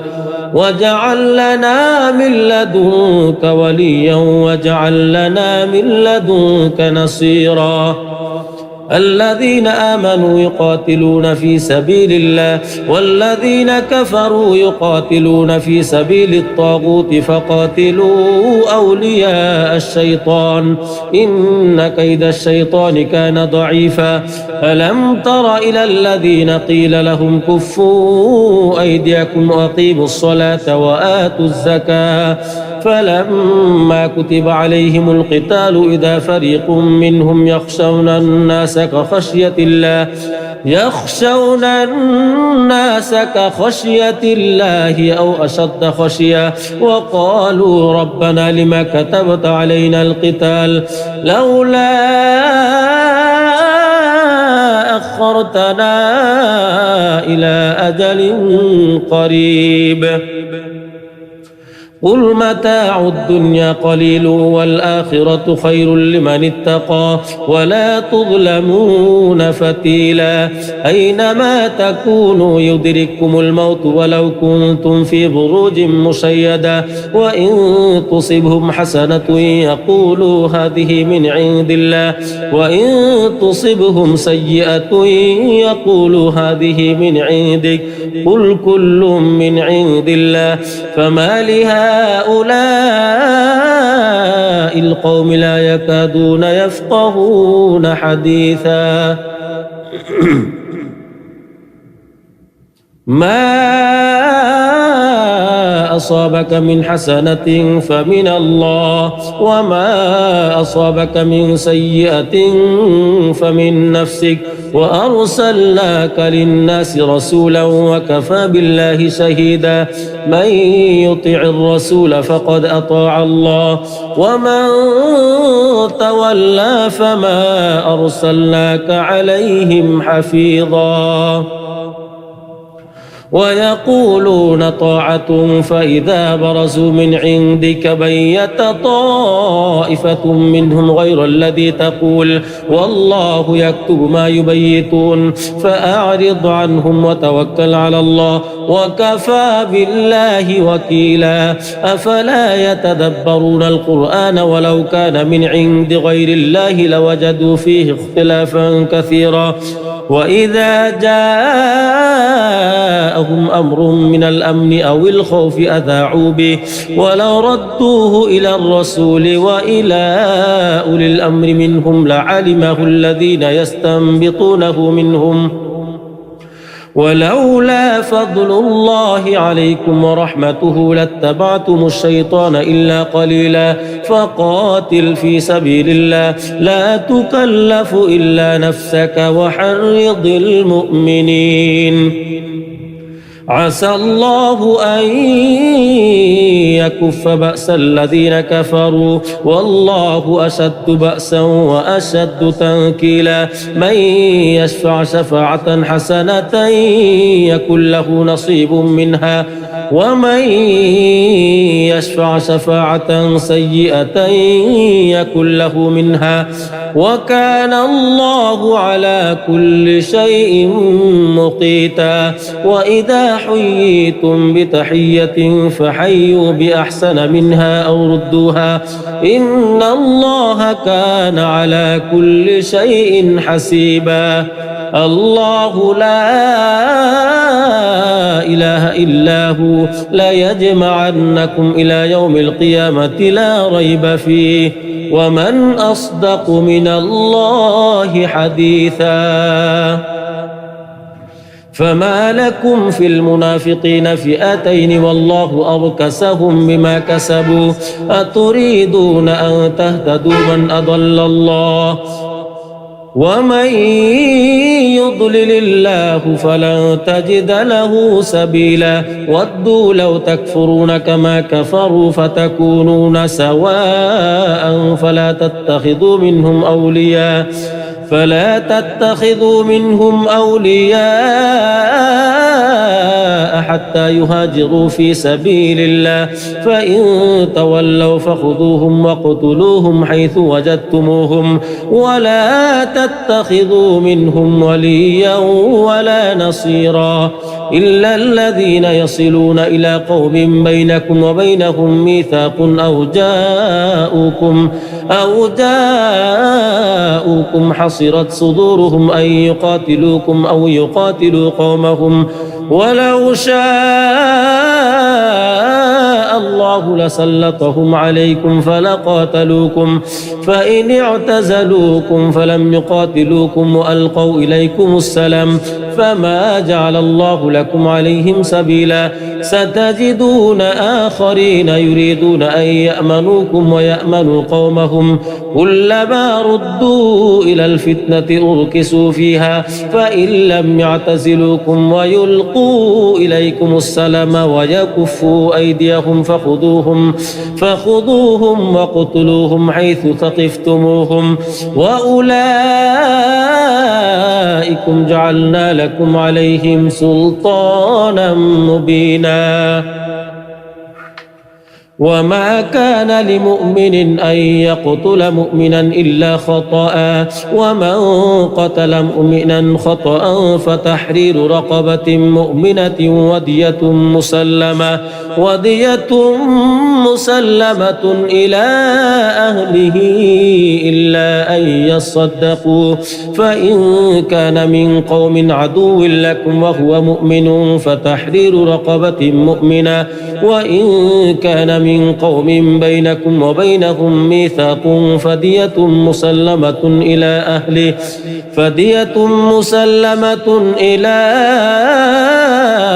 أهله وتحرير رقبة مؤمنة فمن لم يجد فصيام شهرين متتابعين توبة من الله وكان الله عليما حكيما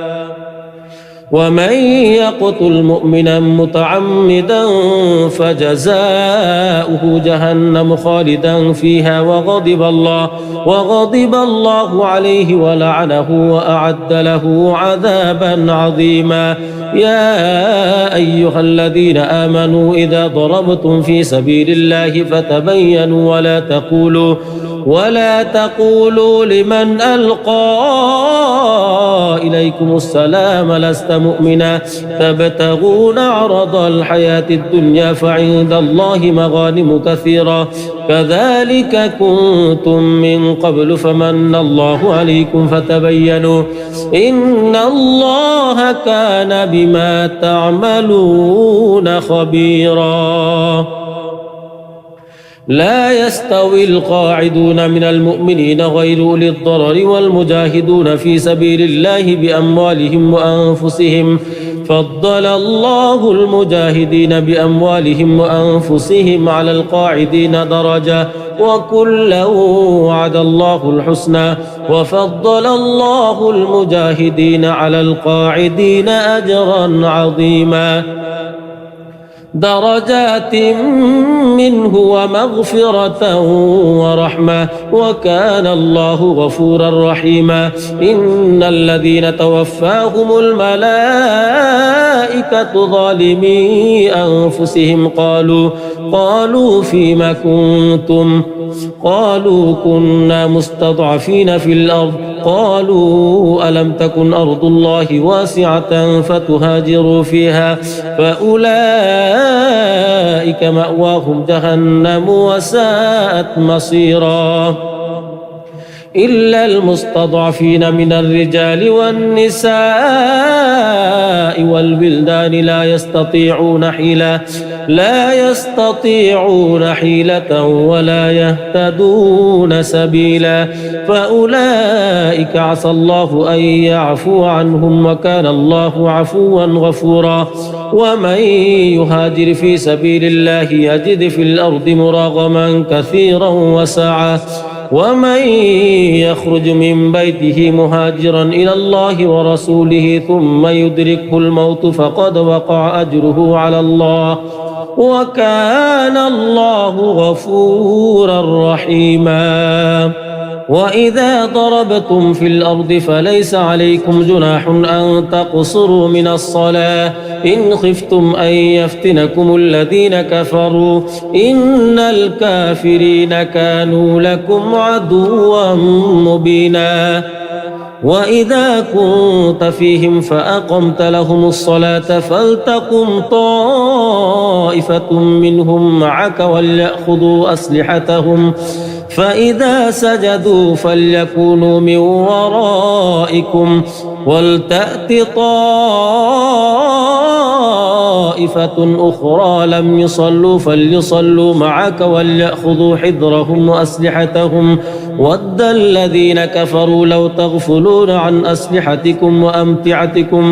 وأمتعتكم فيميلون عليكم ميلة واحدة ولا جناح عليكم إن كان بكم أذى من مطر أو كنتم مرضى أن تضعوا أسلحتكم وخذوا حذركم إن الله أعد للكافرين عذابا مهينا فإذا قضيتم الصلاة فاذكروا الله قياما وقعودا وعلى جنوبكم فإذا اطمأننتم فأقيموا الصلاة إن الصلاة كانت على المؤمنين كتابا موقوتا ولا تهنوا في ابتغاء القوم إن تكونوا تألمون فإنهم يألمون كما تألمون وترجون من الله ما لا يرجون وكان الله عليما حكيما إنا أنزلنا إليك الكتاب بالحق لتحكم بين الناس بما أراك الله ولا تكن للخائنين خصيما واستغفر الله إن الله كان غفورا رحيما ولا تجادل عن الذين يختانون أنفسهم إن الله لا يحب من كان خوانا أثيما يستخفون من الناس ولا يستخفون من الله وهو معهم إذ يبيتون ما لا يرضى من القول وكان الله بما يعملون محيطا ها أنتم هؤلاء جادلتم في الحياة الدنيا فمن يجادل الله عنهم يوم القيامة أم من يكون عليهم وكيلا ومن يعمل سوءا أو يظلم نفسه ثم يستغفر الله يجد الله غفورا رحيما ومن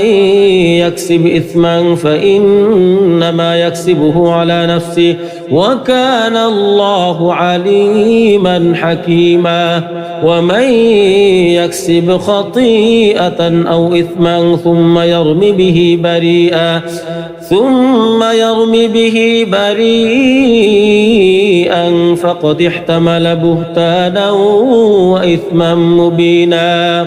ولولا فضل الله عليك ورحمته لهمت طائفة منهم أن يضلوك وما يضلون إلا أنفسهم وما يضرونك من شيء وأنزل الله عليك الكتاب والحكمة وعلمك ما لم تكن تعلم وكان فضل الله عليك عظيما لا خير في كثير من نجواهم إلا من أمر بصدقة أو معروف أو إصلاح بين الناس ومن يفعل ذلك ابتغاء مرضات الله فسوف نؤتيه أجرا عظيما ومن يشاقق الرسول من بعد ما تبين له الهدى ويتبع غير سبيل المؤمنين نوله ما تولى ونصله جهنم وساءت مصيرا إن الله لا يغفر أن يشرك به ويغفر ما دون ذلك لمن يشاء ومن يشرك بالله فقد ضل ضلالا بعيدا إن يدعون من دونه إلا إناثا وإن يدعون إلا شيطانا مريدا لعنه الله وقال لأتخذن من عبادك نصيبا مفروضا ولأضلنهم ولأمنينهم ولآمرنهم فليبتكن آذان الأنعام ولآمرنهم فليغيرن خلق الله ومن يتخذ الشيطان وليا من دون الله فقد خسر خسرانا مبينا يعدهم ويمنيهم وما يعدهم الشيطان إلا غرورا أولئك مأواهم جهنم ولا يجدون عنها محيصا والذين آمنوا وعملوا الصالحات سندخلهم جنات تجري من تحتها الأنهار خالدين فيها أبدا وعد الله حقا ومن أصدق من الله قيلا ليس بأمانيكم ولا أماني أهل الكتاب من يعمل سوءا يجز به ولا يجد له من دون الله وليا ولا نصيرا ومن يعمل من الصالحات من ذكر أو أنثى وهو مؤمن فأولئك يدخلون الجنة ولا يظلمون نقيرا ومن أحسن دينا ممن أسلم وجهه لله وهو محسن واتبع ملة إبراهيم حنيفا واتخذ الله إبراهيم خليلا ولله ما في السماوات وما في الأرض وكان الله بكل شيء محيطا ويستفتونك في النساء قل الله يفتيكم فيهن وما يتلى عليكم في الكتاب في يتامى النساء اللاتي لا تؤتونهن ما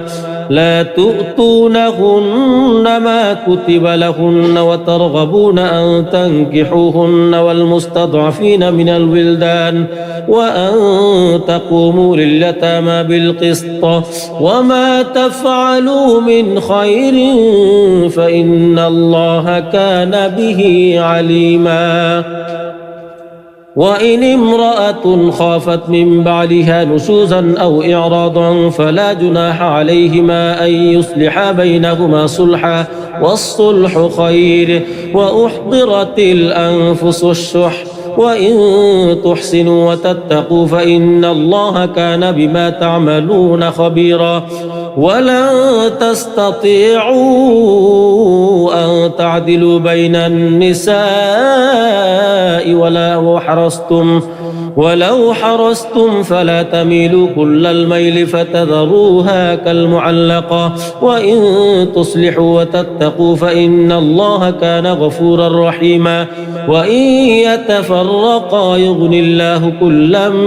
من سعته وكان الله واسعا حكيما ولله ما في السماوات وما في الأرض ولقد وصينا الذين أوتوا الكتاب من قبلكم وإياكم أن اتقوا الله وإن تكفروا فإن لله ما في السماوات وما في الأرض وكان الله غنيا حميدا ولله ما في السماوات وما في الأرض وكفى بالله وكيلا إن يشأ يذهبكم أيها الناس ويأتي بآخرين وكان الله على ذلك قديرا من كان يريد ثواب الدنيا فعند الله ثواب الدنيا والآخرة وكان الله سميعا بصيرا يا أيها الذين آمنوا كونوا قوامين بالقسط شهداء لله ولو على أنفسكم أو الوالدين والأقربين إن يكن غنيا أو فقيرا فالله أولى بهما فلا تتبعوا الهوى أن تعدلوا وإن تلووا أو تعرضوا فإن الله كان بما تعملون خبيرا. يا أيها الذين آمنوا بالله ورسوله والكتاب الذي نزل على رسوله والكتاب الذي أنزل من قبل ومن يكفر بالله وملائكته وكتبه ورسله واليوم الآخر فقد ضل ضلالا بعيدا. إن الذين آمنوا ثم كفروا ثم آمنوا ثم كفروا ثم ازدادوا كفرا لم يكن الله ليغفر لهم ولا ليهديهم سبيلا. بشر المنافقين بأن لهم عذابا أليما. الذين يتخذون الكافرين أولياء من دون المؤمنين أيبتغون عندهم العزة فإن العزة لله جميعا. وقد نزل عليكم في الكتاب أن إذا سمعتم آيات الله يكفر بها ويستهزأ بها فلا تقعدوا معهم حتى يخوضوا في حديث غيره إنكم إذا مثلهم إن الله جامع المنافقين والكافرين في جهنم جميعا. الذين يتربصون بكم فإن كان لكم فتح من الله قالوا ألم نكن معكم وإن كان للكافرين نصيب قالوا ألم نستحوذ عليكم ونمنعكم من المؤمنين فالله يحكم بينكم يوم القيامة ولن يجعل الله للكافرين على المؤمنين سبيلا. إن المنافقين يخادعون الله وهو خادعهم وإذا قاموا إلى الصلاة قاموا كسالى يراءون الناس ولا يذكرون الله إلا قليلا مذبذبين بين ذلك لا إله هؤلاء ولا إله هؤلاء ومن يضلل الله فلن تجد له سبيلا. يا أيها الذين آمنوا لا تتخذوا الكافرين أولياء من دون المؤمنين أتريدون أن تجعلوا لله عليكم سلطانا مبينا. إن المنافقين في الدرك الأسفل من النار ولن تجد لهم نصيرا. والمحصنات من النساء إلا ما ملكت أيمانكم كتاب الله عليكم وأحل لكم ما وراء ذلكم أن تبتغوا بأموالكم محصنين غير مسافحين فما استمتعتم به منهن فآتوهن أجورهن فريضة ولا جناح عليكم فيما تراضيتم به من بعد الفريضة إن الله كان عليما حكيما. ومن لم يستطع منكم طولا أن ينكح المحصنات المؤمنات فمما ملكت أيمانكم من فتياتكم المؤمنات والله أعلم بإيمانكم بعضكم من بعض فانكحوهن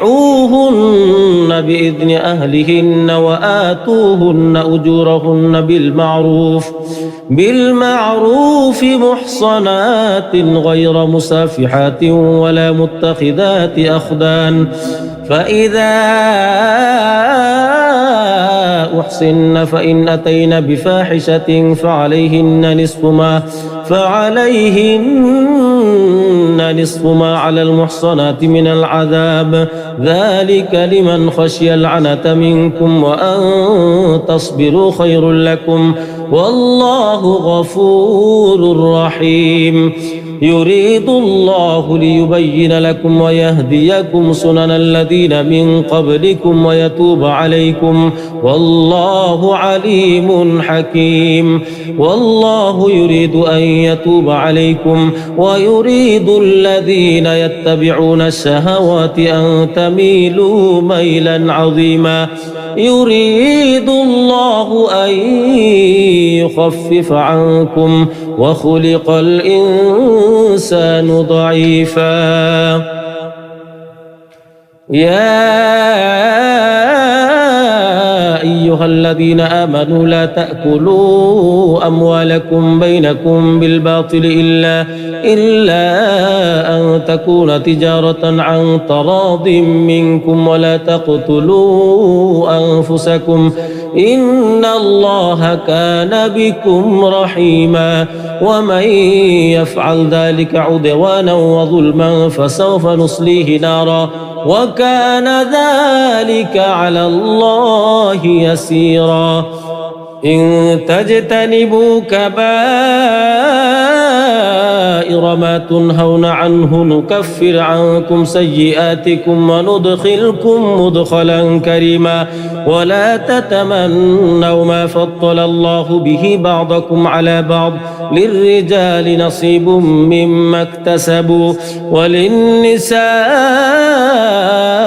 نصيب مما اكتسبن واسألوا الله من فضله إن الله كان بكل شيء عليما ولكل جعلنا موالي مما ترك الوالدان والأقربون والذين عقدت أيمانكم فآتوهم نصيبهم إن الله كان على كل شيء شهيدا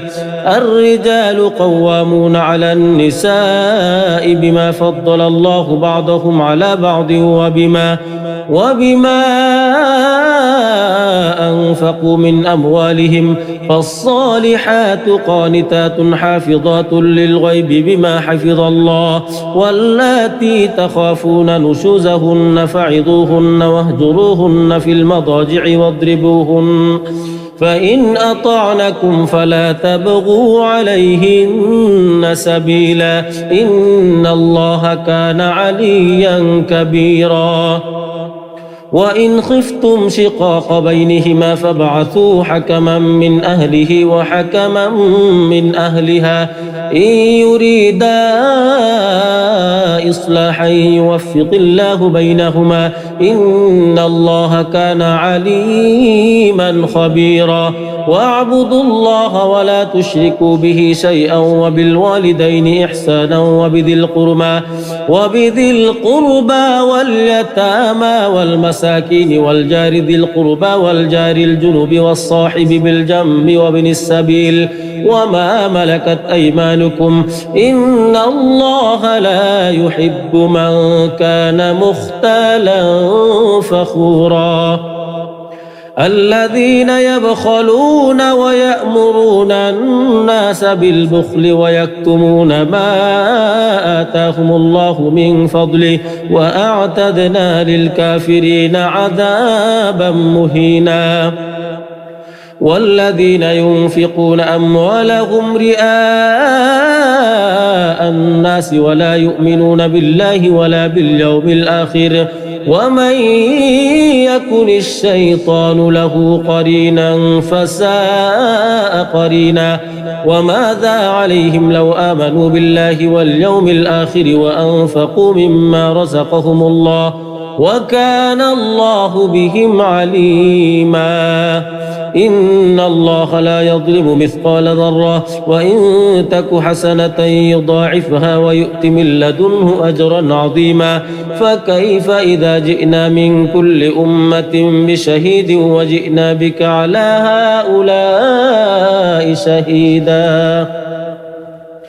يومئذ يود الذين كفروا وعصوا الرسول لو تسوى بهم الأرض ولا يكتمون الله حديثا يا أيها أيها الذين آمنوا لا تقربوا الصلاة وأنتم سكارى حتى تعلموا ما تقولون ولا جنبا إلا عابري سبيل حتى تغتسلوا وإن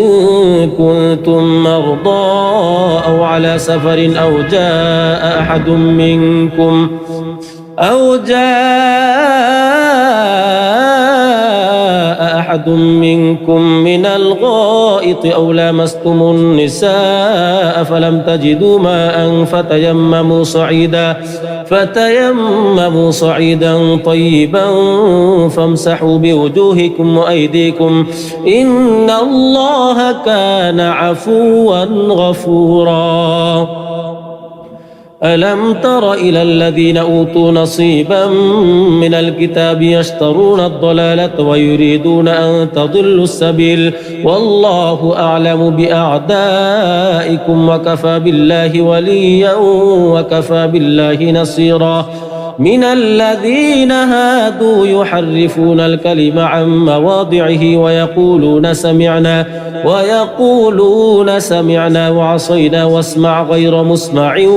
وراعنا ليا بألسنتهم وطعنا في الدين ولو أنهم قالوا سمعنا وأطعنا واسمع وانظرنا لكان خيرا لهم وأقوم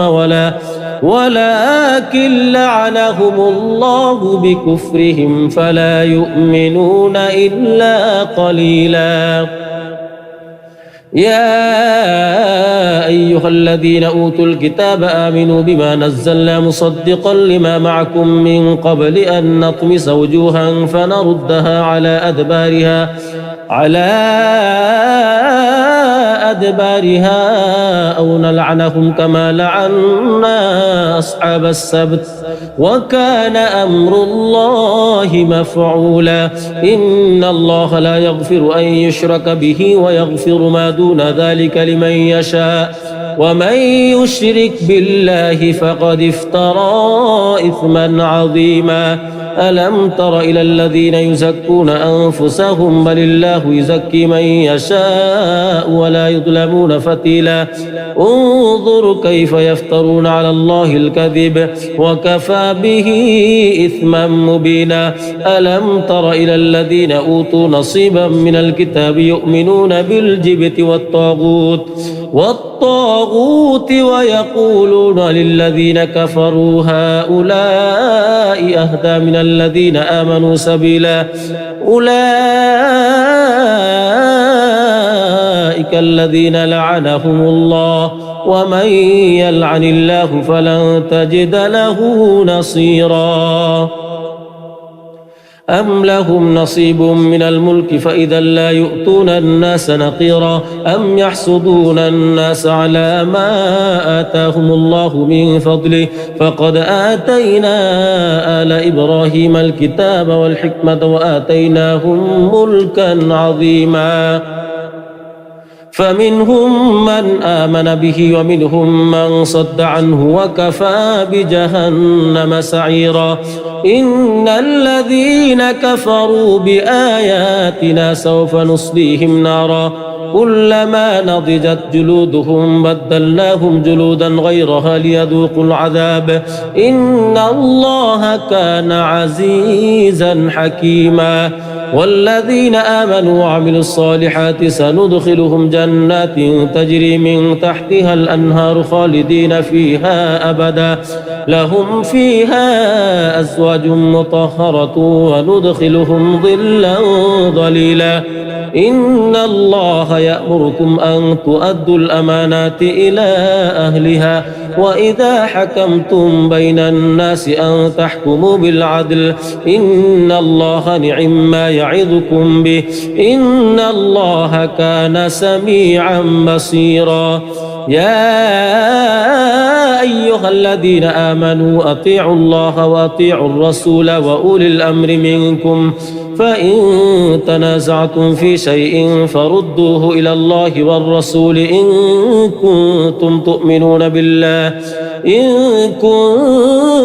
تؤمنون بالله واليوم الآخر ذلك خير وأحسن تأويلا ألم تر إلى الذين يزعمون أنهم آمنوا بما أنزل إليك وما أنزل من قبلك يريدون أن يتحاكموا إلى الطاغوت وقد أمروا أن يكفروا به ويريد الشيطان أن يضلهم ضلالا بعيدا وإذا قيل لهم تعالوا إلى ما أنزل الله وإلى الرسول رأيت المنافقين يصدون عنك صدودا فكيف إذا أصابتهم مصيبة بما قدمت أيديهم ثم جاءوك يحلفون بالله إن أردنا إلا إحسانا وتوفيقا أولئك الذين يعلم الله ما في قلوبهم فأعرض عنهم وعظهم وقل لهم في أنفسهم قولا بليغا وما أرسلنا من رسول إلا ليطاع بإذن الله ولو أنهم إذ ظلموا أنفسهم جاءوك فاستغفروا الله واستغفر لهم الرسول لوجدوا الله توابا رحيما فلا وربك لا يؤمنون حتى يحكموك فيما شجر بينهم ثم لا يجدوا في أنفسهم حرجا مما قضيت ويسلموا تسليما ولو أنا كتبنا عليهم أن اقتلوا أنفسكم أو اخرجوا من دياركم ما فعلوه إلا قليل منهم ولو أنهم فعلوا ما يوعظون به لكان خيرا لهم وأشد تثبيتا وإذا لآتيناهم من لدنا أجرا عظيما ولهديناهم صراطا مستقيما ومن يطع الله والرسول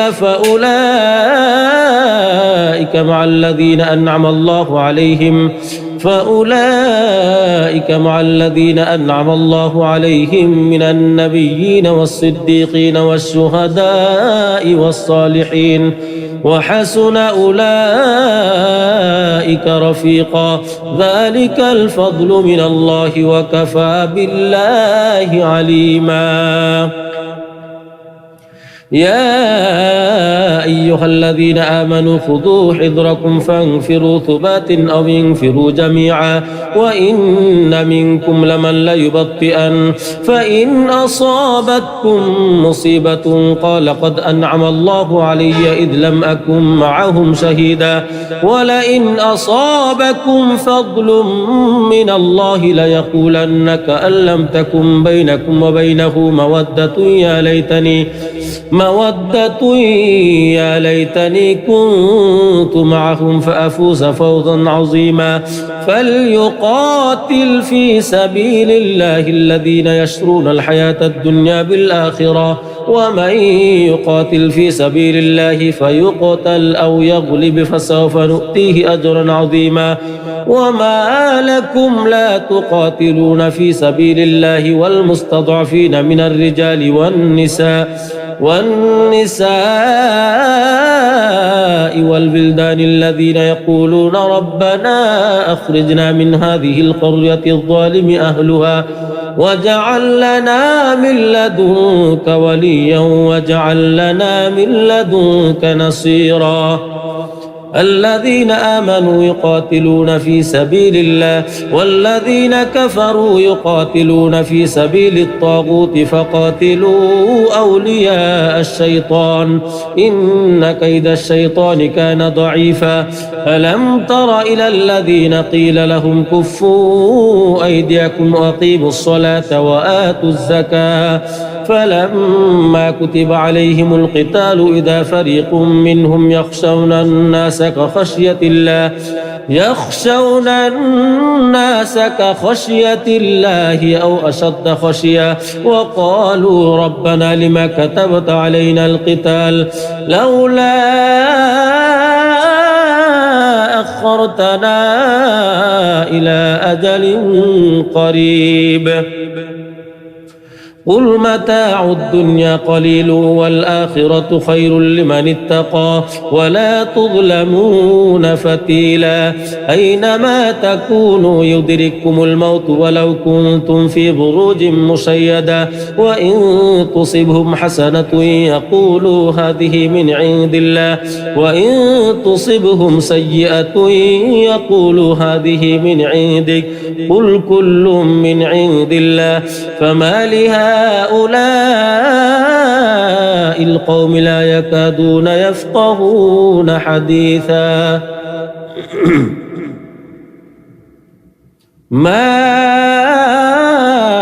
أصابك من حسنة فمن الله وما أصابك من سيئة فمن نفسك وأرسلناك للناس رسولا وكفى بالله شهيدا من يطع الرسول فقد أطاع الله ومن تولى فما أرسلناك عليهم حفيظا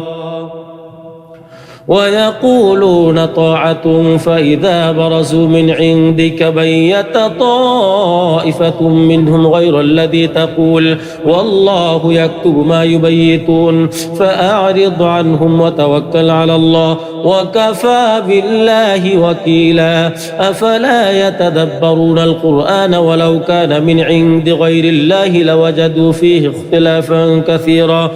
وإذا جاءهم أمر من الأمن أو الخوف أذاعوا به ولو ردوه إلى الرسول وإلى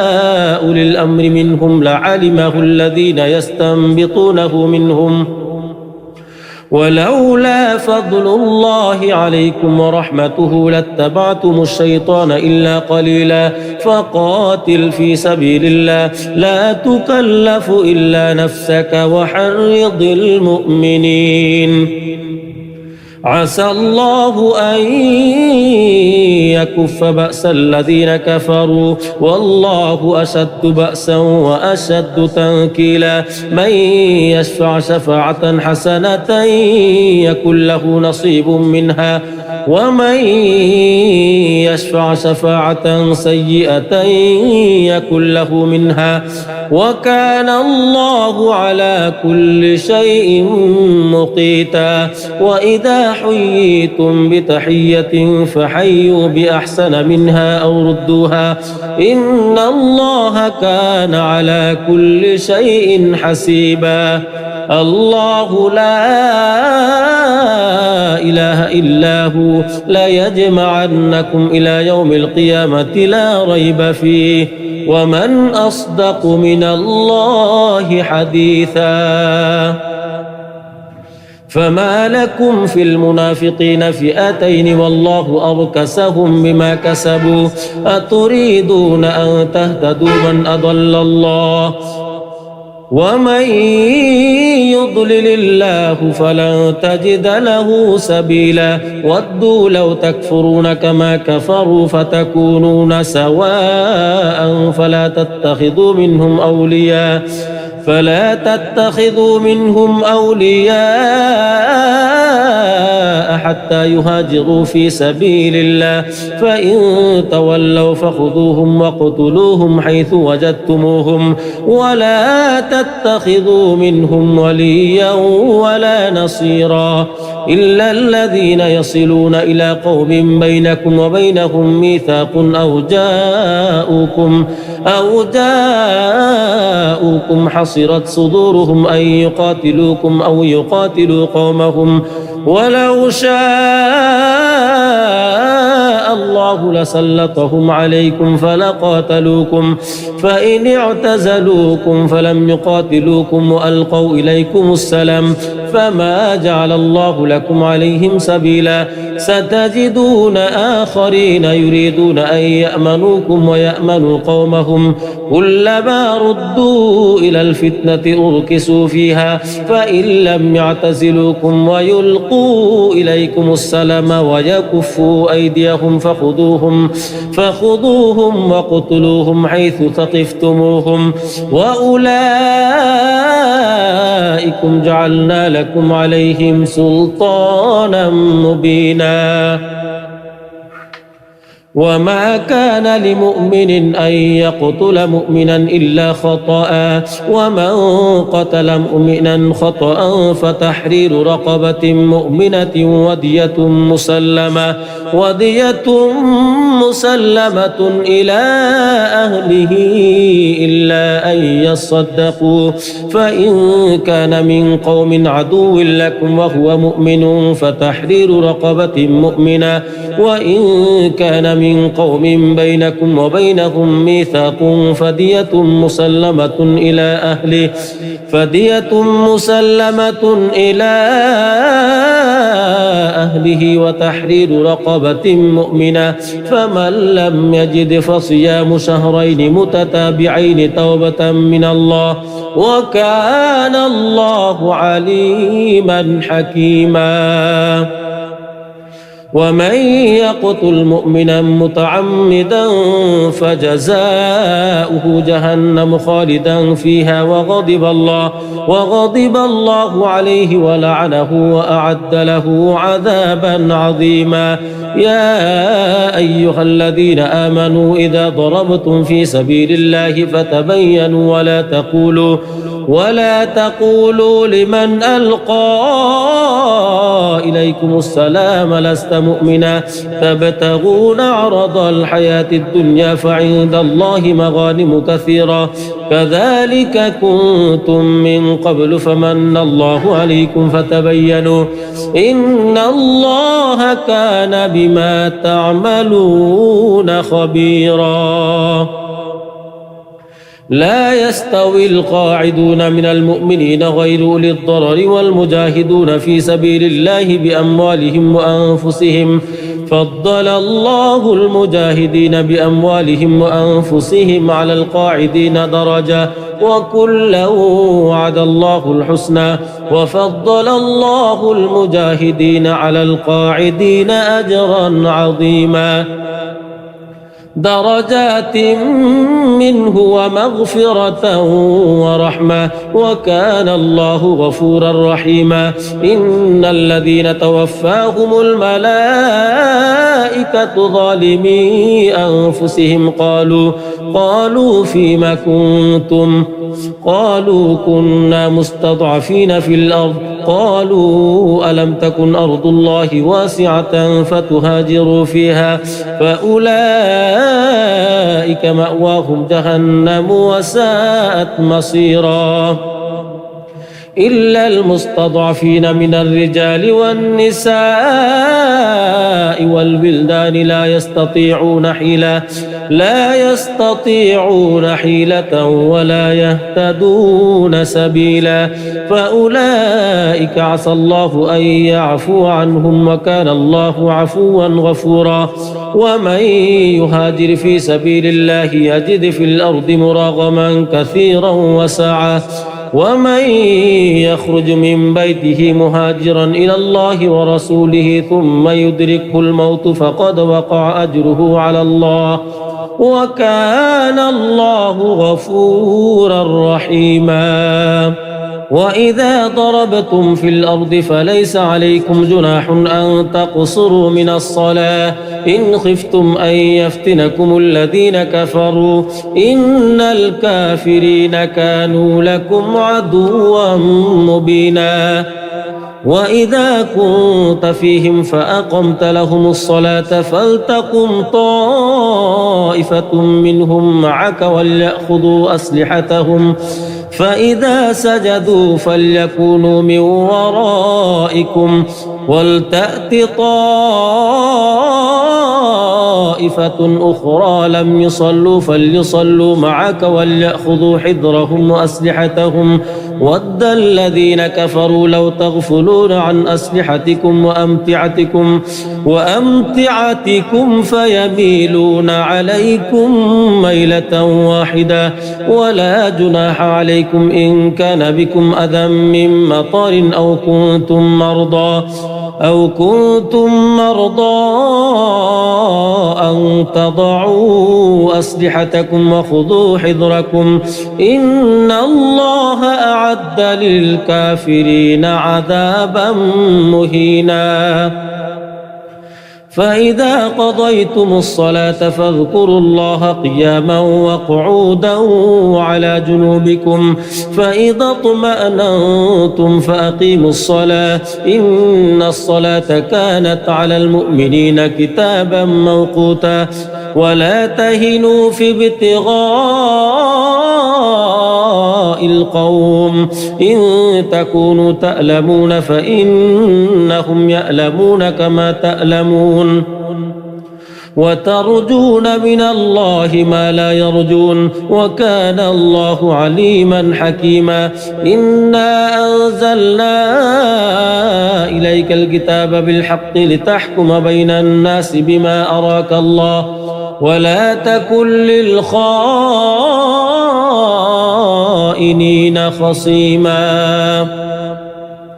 واستغفر الله إن الله كان غفورا رحيما ولا تجادل عن الذين يختانون أنفسهم إن الله لا يحب من كان خوانا أثيما يستخفون من الناس ولا يستخفون من الله وهو معهم إذ يبيتون ما لا يرضى من القول وكان الله بما يعملون محيطا ها أنتم هؤلاء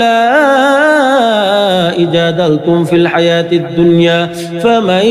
يجادل الله عنهم يوم القيامة أم من يكون عليهم وكيلا ومن يعمل سوءا أو يظلم نفسه ثم يستغفر الله يجد الله غفورا رحيما ومن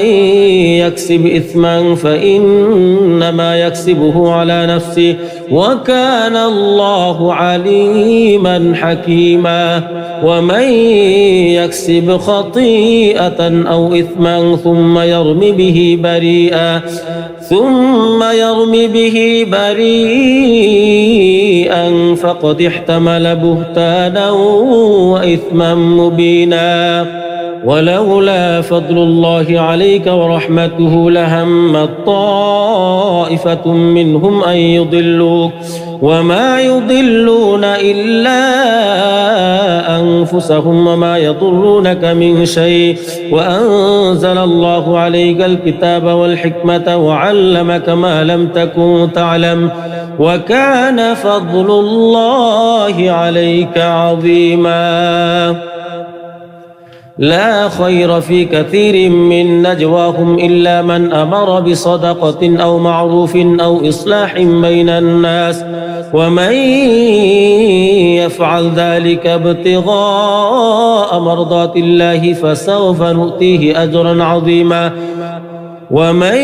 يشاقق الرسول من بعد ما تبين له الهدى ويتبع غير سبيل المؤمنين نوله ما تولى ونصله جهنم وساءت مصيرا إن الله لا يغفر أن يشرك به ويغفر ما دون ذلك لمن يشاء ومن يشرك بالله فقد ضل ضلالا بعيدا إن يدعون من دونه إلا إناثا وإن يدعون إلا شيطانا مريدا لعنه الله وقال لأتخذن من عبادك نصيبا مفروضا ولأضلنهم ولأمنينهم ولآمرنهم فليبتكن آذان الأنعام ولآمرنهم فليغيرن خلق الله ومن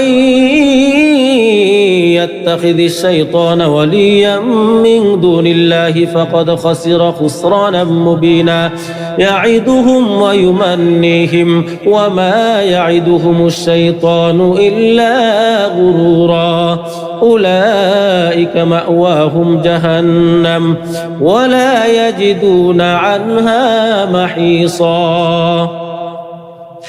والذين آمنوا وعملوا الصالحات سندخلهم جنات تجري من تحتها الأنهار خالدين فيها أبدا وعد الله حقا ومن أصدق من الله قيلا ليس بأمانيكم ولا أماني أهل الكتاب من يعمل سوءا يجز به ولا يجد له من دون الله وليا ولا نصيرا ومن يعمل من الصالحات من ذكر أو أنثى وهو مؤمن فأولئك يدخلون الجنة ولا يظلمون نقيرا ومن أحسن دينا ممن أسلم وجهه لله وهو محسن واتبع ملة إبراهيم حنيفا واتخذ الله إبراهيم خليلا ولله ما في السماوات وما في الأرض وكان الله بكل شيء محيطا ويستفتونك في النساء قل الله يفتيكم فيهن وما يتلى عليكم في الكتاب في يتامى النساء اللاتي لا تؤتونهن ما كتب لهن وترغبون أن تنكحوهن والمستضعفين من الولدان وأن تقوموا لليتامى بالقسط وما تفعلوا من خير فإن الله كان به عليما وإن امرأة خافت من بعلها نشوزا أو إعراضا فلا جناح عليهما أن يصلحا بينهما صلحا والصلح خير وأحضرت الأنفس الشح وإن تحسنوا وتتقوا فإن الله كان بما تعملون خبيرا ولن تستطيعوا أن تعدلوا بين النساء ولو حرصتم فلا تميلوا كل الميل فتذروها كالمعلقة وإن تصلحوا وتتقوا فإن الله كان غفورا رحيما وإن يتفرقا يغني الله كلا من سعته وكان الله واسعا حكيما ولله ما في السماوات وما في الأرض ولقد وصينا الذين أوتوا الكتاب من قبلكم وإياكم أن اتقوا الله وإن تكفروا فإن لله ما في السماوات وما في الأرض وكان الله غنيا حميدا ولله ما في السماوات وما في الأرض وكفى بالله وكيلا إن يشأ يذهبكم أيها الناس ويأتي بآخرين وكان الله على ذلك قديرا من كان يريد ثواب الدنيا فعند الله ثواب الدنيا والآخرة وكان الله سميعا بصيرا يا أيها الذين آمنوا كونوا قوامين بالقسط شهداء لله ولو على أنفسكم أو الوالدين والأقربين إن يكن غنيا أو فقيرا فالله أولى بهما فلا تتبعوا الهوى أن تعدلوا وإن تلووا أو تعرضوا فإن الله كان بما تعملون خبيرا يا أيها الذين آمنوا بالله ورسوله والكتاب الذي نزل على رسوله والكتاب الذي أنزل من قبل ومن يكفر بالله وملائكته وكتبه ورسله واليوم الآخر فقد ضل ضلالا بعيدا إن الذين آمنوا ثم كفروا ثم آمنوا ثم كفروا ثم ازدادوا كفرا لم يكن الله ليغفر لهم ولا ليهديهم سبيلا بشر المنافقين بأن لهم عذابا أليما الذين يتخذون الكافرين أولياء من دون المؤمنين أيبتغون عندهم العزة فإن العزة لله جميعا وقد نزل عليكم في الكتاب أن إذا سمعتم آيات الله يكفر بها ويستهزأ بها فلا تقعدوا معهم حتى يخوضوا في حديث غيره إنكم إذا مثلهم إن الله جامع المنافقين والكافرين في جهنم جميعا الذين يتربصون بكم فإن كان لكم فتح من الله قالوا ألم نكن معكم وإن كان للكافرين نصيب قالوا ألم نستحوذ عليكم ونمنعكم من المؤمنين فالله يحكم بينكم يوم القيامة ولن يجعل الله للكافرين على المؤمنين سبيلا إن المنافقين يخادعون الله وهو خادعهم وإذا قاموا إلى الصلاة قاموا كسالى يراءون الناس ولا يذكرون الله إلا قليلا مذبذبين بين ذلك لا إله هؤلاء ولا إله هؤلاء ومن يضلل الله فلن تجد له سبيلا يا أيها الذين آمنوا لا تتخذوا الكافرين أولياء من دون المؤمنين أتريدون أن تجعلوا لله عليكم سلطانا مبينا إن المنافقين في الدرك الأسفل من النار ولن تجد لهم نصيرا والمحصنات من النساء إلا ما ملكت أيمانكم كتاب الله عليكم وأحل لكم ما وراء ذلكم أن تبتغوا بأموالكم محصنين غير مسافحين فما استمتعتم به منهن فآتوهن أجورهن فريضة ولا جناح عليكم فيما تراضيتم به من بعد الفريضة إن الله كان عليما حكيما ومن لم يستطع منكم طولا أن ينكح المحصنات المؤمنات فمما ملكت أيمانكم من فتياتكم المؤمنات والله أعلم بإيمانكم بعضكم من بعض فانكحوهن بإذن أهلهن وآتوهن أجورهن بالمعروف محصنات غير مسافحات ولا متخذات أخدان فإذا أحصن فإن أتين بفاحشة فعليهن نصف ما على المحصنات من العذاب ذلك لمن خشي العنة منكم وأن تصبروا خير لكم والله غفور رحيم يريد الله ليبين لكم ويهديكم سنن الذين من قبلكم ويتوب عليكم والله عليم حكيم والله يريد أن يتوب عليكم ويريد الذين يتبعون الشهوات أن تميلوا ميلا عظيما يريد الله أن يخفف عنكم وخلق الإنسان ضعيفا يا أيها الذين آمنوا لا تأكلوا أموالكم بينكم بالباطل إلا أن تكون تجارة عن تراض منكم ولا تقتلوا أنفسكم إن الله كان بكم رحيما ومن يفعل ذلك عدوانا وظلما فسوف نصليه نارا وكان ذلك على الله يسيرا إن تجتنبوا كبائر ما تنهون عنه نكفر عنكم سيئاتكم وندخلكم مدخلا كريما ولا تتمنوا ما فضل الله به بعضكم على بعض للرجال نصيب مما اكتسبوا وللنساء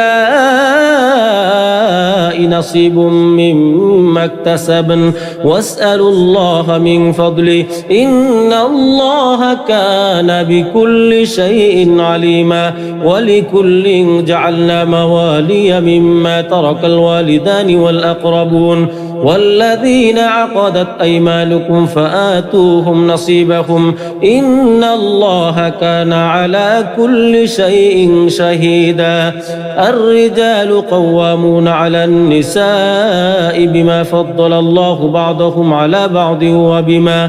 وبما أنفقوا من أموالهم فالصالحات قانتات حافظات للغيب بما حفظ الله واللاتي تخافون نشوزهن فعظوهن واهجروهن في المضاجع واضربوهن فإن أطعنكم فلا تبغوا عليهن سبيلا إن الله كان عليا كبيرا وإن خفتم شقاق بينهما فابعثوا حكما من أهله وحكما من أهلها إن يريدا إصلاحا يوفق الله بينهما إن الله كان عليما خبيرا واعبدوا الله ولا تشركوا به شيئا وبالوالدين إحسانا وبذي القربى واليتامى والمساكين والجار ذي القربى والجار الجنب والصاحب بالجنب وابن السبيل وما ملكت أيمانكم إن الله لا يحب من كان مختالا فخورا الذين يبخلون ويأمرون الناس بالبخل ويكتمون ما آتاهم الله من فضله وأعتدنا للكافرين عذابا مهينا والذين ينفقون أموالهم رئاء الناس ولا يؤمنون بالله ولا باليوم الآخر ومن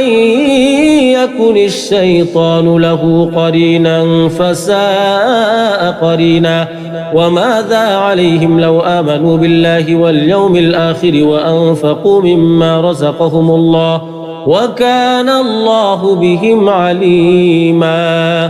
إن الله لا يظلم مثقال ذرة وإن تك حسنة يضاعفها ويؤت من لدنه أجرا عظيما فكيف إذا جئنا من كل أمة بشهيد وجئنا بك على هؤلاء شهيدا يومئذ يود الذين كفروا وعصوا الرسول لو تسوى بهم الأرض ولا يكتمون الله حديثا يا أيها الذين آمنوا لا تقربوا الصلاة وأنتم سكارى حتى تعلموا ما تقولون ولا جنبا إلا عابري سبيل حتى تغتسلوا وإن كنتم مرضى أو على سفر أو جاء أحد منكم من الغائط أو لامستم النساء فلم تجدوا ماء فتيمموا صعيدا طيبا فامسحوا بوجوهكم وأيديكم إن الله كان عفوا غفورا ألم تر إلى الذين أوتوا نصيبا من الكتاب يشترون الضلالة ويريدون أن تضلوا السبيل والله أعلم بأعدائكم وكفى بالله وليا وكفى بالله نصيرا من الذين هادوا يحرفون الكلم عن مواضعه ويقولون سمعنا وعصينا واسمع غير مسمع وراعنا ليا بألسنتهم وطعنا في الدين ولو أنهم قالوا سمعنا وأطعنا واسمع وانظرنا لكان خيرا لهم وأقوم ولكن لعنهم الله بكفرهم فلا يؤمنون إلا قليلا يا أيها الذين أوتوا الكتاب آمنوا بما نزلنا مصدقا لما معكم من قبل أن نطمس وجوها فنردها على أدبارها أو نلعنهم كما لعنا أصحاب السبت وكان أمر الله مفعولا إن الله لا يغفر أن يشرك به ويغفر ما دون ذلك لمن يشاء ومن يشرك بالله فقد افترى إثما عظيما ألم تر إلى الذين يزكون أنفسهم بل الله يزكي من يشاء ولا يظلمون فتيلا انظر كيف يفترون على الله الكذب وكفى به إثما مبينا ألم تر إلى الذين أوتوا نصيبا من الكتاب يؤمنون بالجبت والطاغوت ويقولون للذين كفروا هؤلاء أهدى من الذين آمنوا سبيلا أولئك الذين لعنهم الله ومن يلعن الله فلن تجد له نصيرا أم لهم نصيب من الملك فإذا لا يؤتون الناس نقيرا أم يحسدون الناس على ما آتاهم الله من فضله فقد آتينا آل إبراهيم الكتاب والحكمة وآتيناهم ملكا عظيما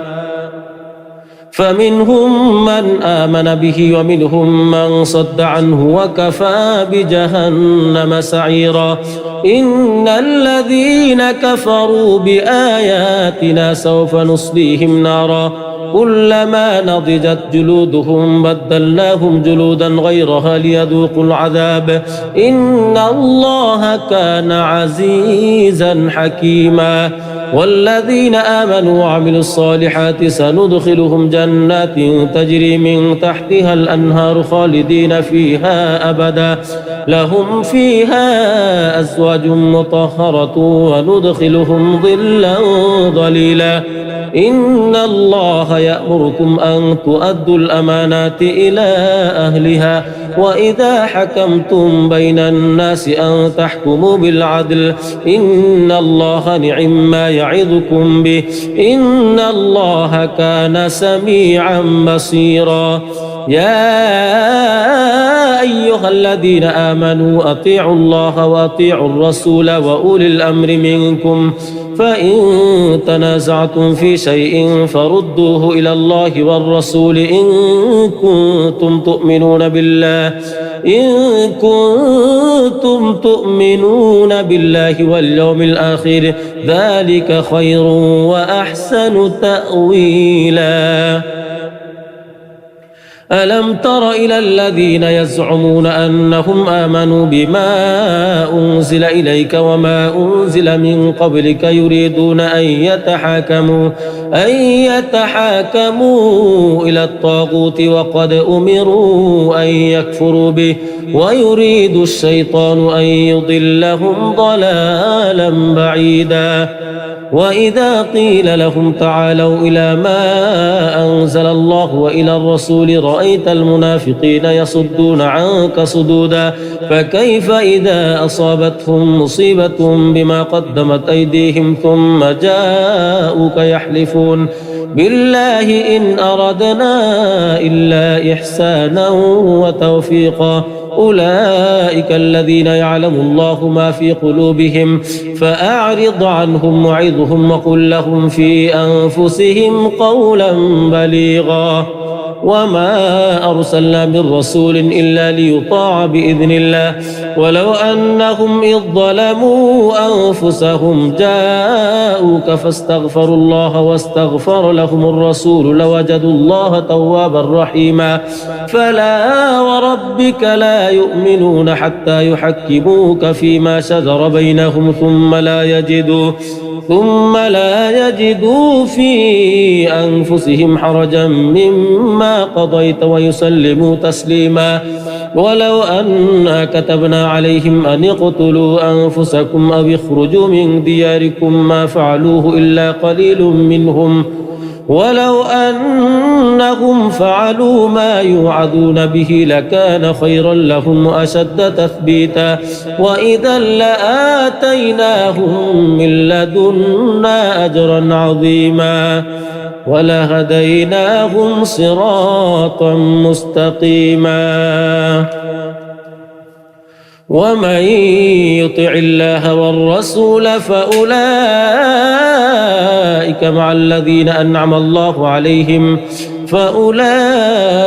مع الذين أنعم الله عليهم من النبيين والصديقين والشهداء والصالحين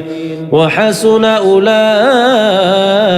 رفيقا ذلك الفضل من الله وكفى بالله عليما